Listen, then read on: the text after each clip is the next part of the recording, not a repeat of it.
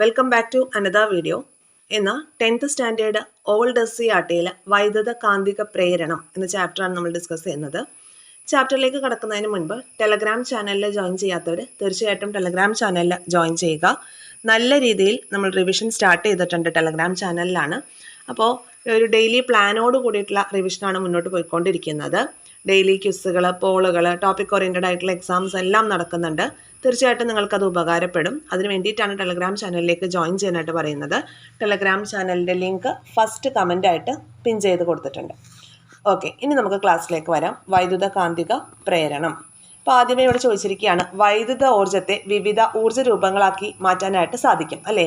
വൈദ്യുതോർജ്ജത്തെ പ്രകാശോർജ്ജമാക്കി മാറ്റാം, കാന്തികോർജ്ജമായിട്ട് മാറ്റാം, താപോർജ്ജമാക്കിയിട്ട് മാറ്റാം, പിന്നെയോ രാസോർജ്ജമാക്കി മാറ്റാം തുടങ്ങി അങ്ങനെ വൈദ്യുതോർജ്ജത്തെ ഒരുപാട് ഊർജ്ജ രൂപങ്ങളിലേക്ക് നമുക്ക് മാറ്റാനായിട്ട് സാധിക്കും. ഇനി സോളാർ സെല്ല്, നമുക്കറിയാം സോളാർ സെൽ എന്നത് പ്രകാശ ഊർജ്ജത്തെ വൈദ്യുതോർജ്ജമാക്കി മാറ്റുന്നുണ്ടെന്ന്. ഇനി ചോദിച്ചിരിക്കുന്നത് കാന്തികോർജ്ജം പ്രയോജനപ്പെടുത്തി വൈദ്യുതോർജ്ജം ഉണ്ടാക്കാനായിട്ട് സാധിക്കുമോ എന്നുള്ളതാണ്. അതിന് മുൻപ് ഇവിടെ നമുക്കൊരു പോയിന്റ് തന്നിട്ടുണ്ട്. എന്താണ്? കാന്തിക മണ്ഡലത്തിൽ സ്ഥിതി ചെയ്യുന്ന ഒരു ചാലകത്തിൽ വൈദ്യുതി പ്രവാഹം ഉണ്ടാകുമ്പോൾ ബലം അനുഭവപ്പെടുകയും അതിൻ്റെ ഫലമായിട്ട് ചാലകം ചലിക്കുകയും ചെയ്യും. ഓർക്കുന്നുണ്ടോ ഈ പോയിന്റ്? കഴിഞ്ഞ ചാപ്റ്ററിൽ ഒരു എക്സ്പെരിമെൻറ്റിൻ്റെ റിസൾട്ടായിട്ട് നമുക്ക് കിട്ടിയ പോയിന്റ് ആയിരുന്നു. എന്താണ്? കാന്തിക മണ്ഡലത്തിൽ സ്ഥിതി ചെയ്യുന്ന ഒരു ചാലകത്തിൽ, ഒരു കണ്ടക്ടറിൽ വൈദ്യുത പ്രവാഹം ഉണ്ടാകുമ്പോൾ അവിടെ ഒരു ഫോഴ്സ് അനുഭവപ്പെടുകയും ആ ഫോഴ്സിൻ്റെ റിസൾട്ടായിട്ട് ആ ചാലകം ചലിക്കുകയും ചെയ്യുമെന്നുള്ളത്. ഓക്കെ, അപ്പോൾ ഇത്തരത്തിൽ ഈ ഒരു പരീക്ഷണം ആദ്യമായിട്ട് അവതരിപ്പിച്ചത് മൈക്കിൾ ഫാരഡേ ആണ്. അപ്പോൾ മൈക്കിൾ ഫാരഡേ ആരാണെന്ന് നിങ്ങൾക്ക് അറിയാലോ? ആരാണ്? വൈദ്യുതിയുടെ പിതാവ് എന്നറിയപ്പെടുന്നു അല്ലേ? മൈക്കിൾ ഫാരഡേയെ കുറിച്ച് നമുക്ക് കൂടുതലായിട്ട് നോക്കാം. 1791 മുതൽ 1867 വരെയാണ് ഇദ്ദേഹത്തിൻ്റെ ജീവിത കാലഘട്ടം. ഭൗതിക ശാസ്ത്രത്തിലും രസതന്ത്രത്തിലും പ്രഗത്ഭനായിട്ടുള്ള ഒരു ശാസ്ത്രജ്ഞനാണ് ഇദ്ദേഹം. 1821 മൈക്കിൾ ഫാരഡേ തൻ്റെ ആദ്യത്തെ കണ്ടുപിടുത്തം നടത്തി. 1821 കാന്തിക മണ്ഡലത്തിൽ ഒരു കമ്പി വെച്ച് അതിലൂടെ വൈദ്യുതി പ്രവഹിപ്പിച്ചാൽ കമ്പി ചലിക്കുമെന്ന് അദ്ദേഹം തെളിയിച്ചു. എന്തായിരുന്നു അദ്ദേഹത്തിൻ്റെ ആദ്യത്തെ പരീക്ഷണം? കാന്തിക മണ്ഡലത്തിൽ ഒരു കമ്പി വെച്ച് അതിലൂടെ വൈദ്യുതി പ്രവഹിപ്പിച്ചാൽ കമ്പി ചലിക്കും എന്നുള്ളതായിരുന്നു. 1838 നടത്തിയ പരീക്ഷണ പരമ്പരകളിലൂടെ കാന്തശക്തി ഉപയോഗിച്ച് വൈദ്യുതി ഉൽപ്പാദിപ്പിക്കാമെന്ന് അദ്ദേഹം കണ്ടെത്തി. ഓക്കെ, കാന്തശക്തി ഉപയോഗിച്ച് വൈദ്യുതി ഉൽപ്പാദിപ്പിക്കാമെന്ന് അദ്ദേഹം കണ്ടെത്തി. അതിനാൽ വൈദ്യുതിയുടെ പിതാവ് എന്ന് മൈക്കിൾ ഫാരഡേ അറിയപ്പെടുന്നു. രസതന്ത്രത്തിനും അദ്ദേഹം വിലപ്പെട്ട സംഭാവനകൾ നൽകി. ഏറ്റവും ഇമ്പോർട്ടൻ്റ് ആയിട്ടുള്ള ഫാക്റ്റ്, അല്ല ഏറ്റവും ഇൻട്രസ്റ്റിംഗ് ആയിട്ടുള്ള ഫാക്റ്റ് ഇതാണ്. കോളേജ് വിദ്യാഭ്യാസമോ വേണ്ടത്ര ഔപചാരിക വിദ്യാഭ്യാസമോ അദ്ദേഹത്തിന് ലഭിച്ചിരുന്നില്ല എന്നുള്ളതാണ്. എന്നിട്ട് അദ്ദേഹം ഇത്തരത്തിലുള്ള കണ്ടുപിടുത്തങ്ങളെല്ലാം നടത്തി. അപ്പോൾ പോയിന്റ്സ് എല്ലാം ഒന്നും കൂടി നമുക്ക് കൺസോളിഡേറ്റ് ചെയ്യാം. 1821 ഫാരഡേ തൻ്റെ ആദ്യത്തെ കണ്ടുപിടുത്തം നടത്തുന്നത്. കാന്തിക മണ്ഡലത്തിൽ ഒരു കമ്പി വെച്ചിട്ട് അതിലൂടെ വൈദ്യുതി പ്രവഹിപ്പിച്ചാൽ കമ്പി ചലിക്കുമെന്ന് അദ്ദേഹം തെളിയിക്കുകയാണ്. പിന്നീട് 1831 10 വർഷത്തിന് ശേഷം പിന്നീട് ഒരു എക്സ്പെരിമെൻറ്റ്. അപ്പോൾ അതിലെങ്ങനെയാണ്? കാന്തശക്തി ഉപയോഗിച്ചിട്ട് വൈദ്യുതി ഉൽപ്പാദിപ്പിക്കാമെന്ന് അദ്ദേഹം കണ്ടെത്തി. അതോടുകൂടി വൈദ്യുതിയുടെ പിതാവ് എന്ന് മൈക്കിൾ ഫാരഡേ അറിയപ്പെടുകയും ചെയ്തു. ക്ലിയർ ആയല്ലോ? ഇത്രയും പറഞ്ഞ കാര്യങ്ങൾ മൈക്കിൾ ഫാരഡേയെ കുറിച്ചാണ് നമ്മൾ പഠിച്ചത്. ഇനി നമുക്ക് ഇവിടെ കണ്ട ചിത്രത്തിലേക്ക് തിരിച്ചു വരാം. എന്താണ് ഇവിടെ കണ്ട ചിത്രം എന്ന് പറയുന്നത്? ചിത്രത്തിൽ സൂചിപ്പിച്ചതുപോലെ ഉപകരണങ്ങൾ ക്രമീകരിച്ച് കാന്തം സോളിനോയിഡിനുള്ളിലേക്കും പുറത്തേക്കും ചലിപ്പിക്കുകയാണ്. ആദ്യത്തെ ചിത്രത്തിൽ സോളിനോയിഡിന് ഉള്ളിലേക്ക് ചലിപ്പിച്ചിരിക്കുകയാണ്. സോളിനോയിഡിന് ഉള്ളിലേക്ക് കാന്തം ചലിപ്പിച്ചിരിക്കുന്നു. രണ്ടാമത്തെ ചിത്രത്തിലാണെങ്കിലോ സോളിനോയിഡിൽ നിന്ന് പുറത്തേക്ക് കാന്തത്തെ എടുക്കുകയാണ്. അപ്പോൾ ഇത് ഒരു ഗാൽവനോമീറ്ററുമായിട്ട് ഘടിപ്പിച്ചിട്ടുണ്ട്. കണ്ടോ? ഗാൽവനോമീറ്ററുമായി ഘടിപ്പിച്ചിട്ടുണ്ട്. അപ്പോൾ നമ്മൾ കാന്തം ഈ സോളിനോയിഡിന് ഉള്ളിലേക്ക് കടക്കുമ്പോൾ ഈ ഒരു ഗാൽവനോമീറ്ററിലെ സൂചി ഏത് ഡയറക്ഷനിലേക്കാണ് പോകുന്നതെന്ന് നോക്കുക. അതുപോലെ തന്നെ കാന്തം പുറത്തേക്ക് എടുക്കുമ്പോൾ ഗാൽവനോമീറ്ററിൻ്റെ സൂചി ഏത് ഡയറക്ഷനിലാണ് പോകുന്നതെന്ന് നോക്കാം. കണ്ടല്ലോ? ഇനി നമുക്ക് എന്താണ് ഗാൽവനോമീറ്റർ എന്ന് നോക്കാം. ഗാൽവനോമീറ്റർ ഇമ്പോർട്ടൻ്റ് ആണ്, PYQ ആണ്. ഓക്കെ, ഒരു സർക്യൂട്ടിലെ നേരിയ കറണ്ടിൻ്റെ സാന്നിധ്യവും ദിശയും മനസ്സിലാക്കാനുള്ള ഉപകരണമാണ് ഗാൽവനോമീറ്റർ. ഒരു സർക്യൂട്ടിലെ നേരിയ കറണ്ടിൻ്റെ സാന്നിധ്യവും ദിശയും മനസ്സിലാക്കാനുള്ള ഉപകരണമാണ് ഗാൽവനോമീറ്റർ. ഇതിൻ്റെ സൂചി മധ്യഭാഗത്തുള്ള 0 അങ്കനത്തിലായിരിക്കും. ഓക്കെ, ഇത് വർക്ക് ചെയ്യുന്നില്ല എന്നുണ്ടെങ്കിൽ ഇതിൻ്റെ സൂചി എന്ന് പറയുന്നത് എന്താ? ഇവിടെ കണ്ടോ? പിക്ചർ കണ്ടോ? ഓക്കെ, നടുഭാഗത്തായിട്ടായിരിക്കും ഇരിക്കുന്നത്. ക്ലിയർ ആണല്ലോ ഇത്രയും പറഞ്ഞത്. ഒരു സർക്യൂട്ടിലെ നേരിയ കറണ്ടിൻ്റെ സാന്നിധ്യവും ദിശയും മനസ്സിലാക്കാനുള്ള ഉപകരണമാണ് ഈ ഗാൽവനോമീറ്റർ എന്ന് പറയുന്നത്. ഓക്കെ, ഗാൽവനോമീറ്ററിൻ്റെ സൂചി മധ്യഭാഗത്തുള്ള 0 അങ്കണത്തിലായിരിക്കും. ഇനി വൈദ്യുതി പ്രവഹിക്കുമ്പോഴാണ് ഈ സൂചിക്ക് ഒരു വിഭ്രംശം ഉണ്ടാകുന്നത്. ഓക്കെ, വൈദ്യുതി പ്രവഹിക്കുമ്പോൾ കറണ്ടിൻ്റെ ദിശയ്ക്കനുസരിച്ച് സൂചി വലത്തോട്ടോ ഇടത്തോട്ടോ വിഭ്രംശിക്കുന്നു. കറണ്ടിൻ്റെ അളവ് കൂടുമ്പോൾ എന്ത് ചെയ്യും? ഈ ഒരു വിഭ്രംശവും കൂടുമെന്നുള്ളതാണ്. മനസ്സിലായ പോയിന്റ്? ഗാൽവനോമീറ്ററിന്റെ പോയിന്റ്സ് ഒന്നുകൂടി നോക്കാം. ഒരു സർക്യൂട്ടിലെ നേരിയ കറണ്ടിന്റെ സാന്നിധ്യവും ദിശയും മനസ്സിലാക്കാനുള്ള ഉപകരണമാണ് ഗാൽവനോമീറ്റർ. അതിന്റെ സൂചി മധ്യഭാഗത്തുള്ള 0 അങ്കണത്തിലായിരിക്കും. വൈദ്യുതി പ്രവഹിക്കുമ്പോഴാണ് ഇതിന്റെ സൂചിക്കുള്ള വിഭ്രംശം സംഭവിക്കുന്നത്. കറണ്ടിന്റെ ദിശയ്ക്ക് അനുസരിച്ചാണ് ഈ ഒരു സൂചിയുടെയും വിഭ്രംശം സംഭവിക്കുന്നത്. ക്ലിയർ ആയല്ലോ? ഇനി അടുത്ത ഒരു പോയിന്റാണ് വൈദ്യുത കാന്തിക പ്രേരണം അല്ലെങ്കിൽ ഇലക്ട്രോമാഗ്നറ്റിക് ഇൻഡക്ഷൻ. ഇലക്ട്രോമാഗ്നറ്റിക് ഇൻഡക്ഷൻ എന്താണെന്നാണ് അടുത്ത ടോപ്പിക് നമ്മൾ നോക്കുന്നത്. കാന്തവും സോളിനോയിഡും തമ്മിൽ ഒരു ആപേക്ഷിക ചലനമുള്ളപ്പോൾ സർക്യൂട്ടിലൂടെ വൈദ്യുതി പ്രവാഹം ഉണ്ടാകുന്നുണ്ട്. കാന്തവും സോളിനോയിഡും തമ്മിൽ ആപേക്ഷിക ചലനമുള്ളപ്പോൾ സർക്യൂട്ടിലൂടെ വൈദ്യുതി പ്രവാഹം ഉണ്ടാകുന്നുണ്ട്. അതാണല്ലോ നമ്മൾ ഇവിടെ ഈ ഒരു പിക്ചറിൽ കണ്ടത്. കാന്തവും സോളിനോയിഡും തമ്മിൽ ഒരു ആപേക്ഷിക ചലനമുള്ളപ്പോൾ സർക്യൂട്ടിലൂടെ വൈദ്യുതി പ്രവഹിക്കുന്നുണ്ട്. അതുകൊണ്ടാണല്ലോ ഇവിടുത്തെ ഗാൽവനോമീറ്ററിന്റെ ആ ഒരു സൂചിക്ക് വിഭ്രംശം സംഭവിച്ചത്. ഓക്കെ, ഇനി ഇവിടുത്തെ ഒരു ചോദ്യമുണ്ട്. എന്താണ് ചോദ്യം? ഇതാ നോക്കൂ. കാന്തത്തെ സോളിനോയിഡിന്റെ അടുത്തേക്ക് ചലിപ്പിക്കുമ്പോഴും അകത്തേക്ക് ചലിപ്പിക്കുമ്പോഴും എന്ത് മാറ്റമാണ് സോളിനോയിഡിൽ സംഭവിക്കുന്നത് എന്നാണ്. അപ്പോൾ അത് നോക്കാം. സോളിനോയിഡുമായി ബന്ധപ്പെട്ട കാന്തിക ഫ്ലക്സിന് മാറ്റം വരുമ്പോഴാണ് ഈ സർക്യൂട്ടിൽ വൈദ്യുതി പ്രേരിതമാകുന്നത്. സോളിനോയിഡുമായി ബന്ധപ്പെട്ട കാന്തിക ഫ്ലക്സിൽ മാറ്റം വരുമ്പോഴാണ് സർക്യൂട്ടിൽ വൈദ്യുതി പ്രേരിതമാകുന്നത്. ഈ പ്രതിഭാസം വൈദ്യുത കാന്തിക പ്രേരണം എന്നാണ് അറിയപ്പെടുന്നത്. ഇതിന്റെ റിസൾട്ട് ആയിട്ടുണ്ടാകുന്ന വൈദ്യുതിയെ പ്രേരിത വൈദ്യുതി എന്നും വോൾട്ടതയെ പ്രേരിത EMF എന്നുമാണ് അറിയപ്പെടുന്നത്. ഓക്കെ, സോളിനോയിഡുമായി ബന്ധപ്പെട്ട കാന്തിക ഫ്ലക്സിന് മാറ്റം വരുമ്പോഴാണ് സർക്യൂട്ടിൽ വൈദ്യുതി പ്രേരിതമാകുന്നത്. ഈ പ്രതിഭാസത്തെ വൈദ്യുത കാന്തിക പ്രേരണം അല്ലെങ്കിൽ ഇലക്ട്രോമാഗ്നറ്റിക് ഇൻഡക്ഷൻ എന്നാണ് പറയുന്നത്. ഇതിന്റെ റിസൾട്ട് ആയിട്ടുണ്ടാവുന്ന വൈദ്യുതിയാണ് പ്രേരിത വൈദ്യുതി എന്ന് പറയുന്നത്. ഇനി വോൾട്ടത എന്ന് പറയും, പ്രേരിത EMF എന്ന് പറയും. ഈ EMFന്റെ യൂണിറ്റ് എന്താണ്? വോൾട്ട് ആണ് കേട്ടോ. EMFന്റെ യൂണിറ്റ് വോൾട്ട് ആണ്. ഓക്കെ, ഇനി പ്രേരിത EMFനെ സ്വാധീനിക്കുന്ന ഘടകങ്ങൾ ഏതൊക്കെയാണ്? പ്രേരിത EMFനെ സ്വാധീനിക്കുന്ന ഘടകങ്ങളാണ്: ഒന്ന്, ചുറ്റുകളുടെ എണ്ണം ഒരു പോയിന്റാണ്. അതുപോലെ തന്നെ കാന്തത്തിന്റെ ശക്തി കൂടിയ കാന്തം ഉപയോഗിച്ചാൽ EMF അല്ലെ വോൾട്ടതയും കൂടുതൽ ലഭിക്കും. പിന്നെ അതുപോലെ തന്നെ നമ്മൾ ഈ സോളിനോയിഡിന് അകത്തേക്ക് മാഗ്നറ്റ് ഇൻസേർട്ട് ചെയ്യും, പുറത്തേക്ക് എടുക്കുകയും ചെയ്യുന്ന ആ ഒരു സ്പീഡ് കൂട്ടുകയും കുറയ്ക്കുകയും ചെയ്യുന്നതിനനുസരിച്ച് വോൾട്ടതയിലും അതുപോലെ ഇവിടെ ഉണ്ടാകുന്ന വൈദ്യുതിയിലും വ്യത്യാസം വരും. ഇത്രയും കാര്യങ്ങളാണ് പ്രേരിത EMFനെ സ്വാധീനിക്കുന്ന ഘടകങ്ങൾ. എന്തൊക്കെയാണ്? ചുറ്റുകളുടെ എണ്ണം എഴുതാം. ചുറ്റുകളുടെ എണ്ണം. പിന്നെയുള്ള പോയിന്റ് ശക്തി കൂടിയ കാന്തം ഉപയോഗിക്കുക.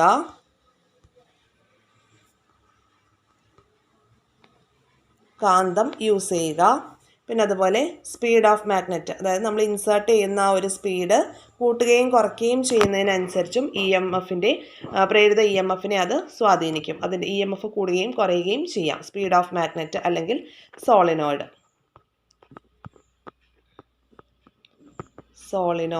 ഓക്കെ, ഇനി അടുത്തൊരു പോയിന്റിലോട്ട് വരാം.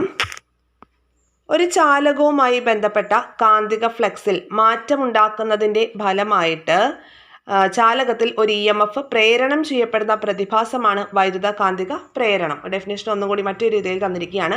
ഒരു ചാലകവുമായി ഒരു കണ്ടക്ടറുമായി ബന്ധപ്പെട്ട കാന്തിക ഫ്ലക്സിൽ മാറ്റമുണ്ടാകുന്നതിൻ്റെ ഫലമായിട്ട് ചാലകത്തിൽ ഒരു EMF പ്രേരണം ചെയ്യപ്പെടുന്നു. ആ ഒരു പ്രതിഭാസത്തെയാണ് വൈദ്യുത കാന്തിക പ്രേരണം എന്ന് പറയുന്നത്.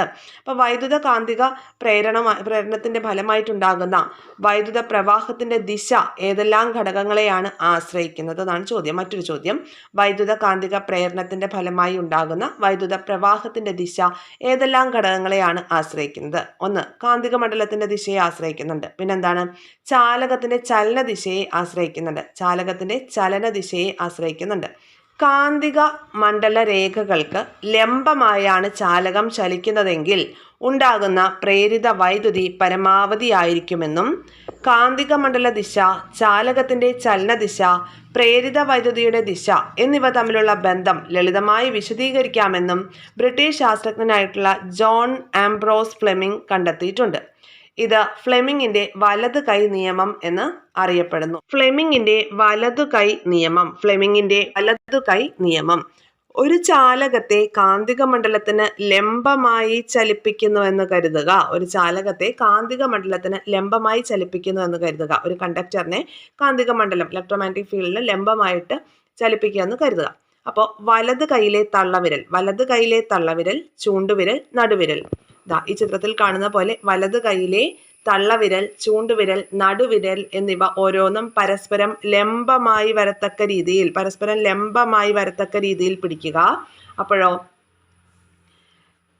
ഇതില് ചൂണ്ടുവിരൽ എന്ന് പറയുന്നത് കാന്തിക മണ്ഡലത്തിന്റെ ദിശയെയാണ് സൂചിപ്പിക്കുന്നത്.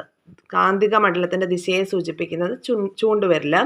അതുപോലെ തന്നെ തള്ളവിരലാണെങ്കിൽ ചാലകത്തിന്റെ ചലന ദിശയെയാണ് കാണിക്കുന്നത്. കാണിക്കുന്നു. ഇനി നടുവിരലാണെങ്കിലോ വൈദ്യുത പ്രവാഹ ദിശ അവിടെ ഉണ്ടായ പ്രേരിത വൈദ്യുതിയുടെ ദിശയെയാണ് കാണിക്കുന്നത്. എന്താണ് ചെയ്യേണ്ടത്? ഫ്ലെമിങ്ങിന്റെ വലത് കൈ നിയമം അനുസരിച്ച് ഒരു ചാലകത്തെ കാന്തിക മണ്ഡലത്തിന് ലംബമായി ചലിപ്പിക്കുന്നു എന്ന് കരുതുക. എന്നിട്ട് വലത് കൈയിലെ തള്ളവിരൽ, ചൂണ്ടുവിരൽ, നടുവിരൽ എന്നിവ ഓരോന്നും പരസ്പരം ലംബമായി വരത്തക്ക രീതിയിൽ നിവർത്തിപ്പിടിക്കുക. ഓരോന്നിന്റെ ഡയറക്ഷനാണ് പറയുന്നത്. ഇതില് ചൂണ്ടുവിരൽ എന്ന് പറയുന്നത് കാന്തിക മണ്ഡലത്തിന്റെ ദിശയെയും തള്ളവിരൽ ചാലകത്തിന്റെ ചലനദിശയെയും സൂചിപ്പിക്കുന്നുവെങ്കിൽ നടുവിരൽ എന്ന് പറയുന്നത് ഏതിനെയാണ് കാണിക്കുന്നത്? വൈദ്യുത പ്രവാഹ ദിശയെയുമാണ് കാണിക്കുന്നത്. പ്രേരിത വൈദ്യുത ദിശയെയുമാണ് കാണിക്കുന്നത്. ഇതാണ് ഫ്ലെമിങ്ങിന്റെ വലത് കൈ നിയമം എന്ന് പറയുന്നത്. പ്രത്യാവർത്തി ധാരാവൈദ്യുതി അല്ലെങ്കിൽ AC. ഇനി നേർധാരാവൈദ്യുതി അല്ലെങ്കിൽ DC. ഓൾട്ടർനേറ്റിംഗ് കറണ്ടും അതുപോലെ തന്നെ ഡയറക്റ്റ് കറണ്ടുമാണ് നമ്മൾ പഠിക്കാനായിട്ട് പോകുന്നത്. എന്താണ് ഡയറക്റ്റ് കറണ്ട് എന്ന് പറഞ്ഞാൽ? തുടർച്ചയായിട്ട് ഒരേ ദിശയിൽ പ്രവഹിക്കുന്ന വൈദ്യുതി. ഒരേ ദിശയിലാണ് വൈദ്യുതി പ്രവഹിക്കുന്നതെങ്കിൽ നമുക്കതിനെ നേർധാരാവൈദ്യുതിയാണെന്ന് പറയാം. ഓക്കെ, അപ്പോൾ ഇതുപോലെയാണ്, ഒരേ ദിശയിലാണെങ്കിൽ അത് DC ആണ്. ഇനി എന്താണ്? ക്രമമായ ഇടവേളകളിൽ തുടർച്ചയായി ദിശ മാറിക്കൊണ്ടിരിക്കുകയാണെങ്കിൽ നമുക്കതിനെ AC എന്നും പറയാം. ഓൾട്ടർനേറ്റിംഗ് കറണ്ട് അല്ലെങ്കിൽ പ്രത്യാവർത്തി ധാരാവൈദ്യുതി എന്നും പറയാം. ക്ലിയർ ആയല്ലോ? ഇനി അതിന്റെ ഡെഫിനിഷനിലോട്ട് പോവാം. ഡെഫിനിഷൻ തന്നിട്ടുണ്ട്. തുടർച്ചയായിട്ട് ഒരേ ദിശയിൽ പ്രവഹിക്കുന്ന വൈദ്യുതിയാണെങ്കിൽ നേർധാരാവൈദ്യുതി DC. ക്രമമായ ഇടവേളകളിൽ തുടർച്ചയായി ദിശ മാറിക്കൊണ്ടിരിക്കുന്ന വൈദ്യുതിയാണെങ്കിൽ അതിനെ പ്രത്യാവർത്തി ധാരാവൈദ്യുതി അല്ലെങ്കിൽ ഓൾട്ടർനേറ്റിംഗ് കറണ്ട് എന്നാണ് പറയുന്നത്. ഓക്കെ, ഇനി നമുക്ക് ജനറേറ്ററിന്റെ കാര്യത്തിലേക്ക് വരാം. ജനറേറ്റർ എന്താണ് ചെയ്യുന്നത്?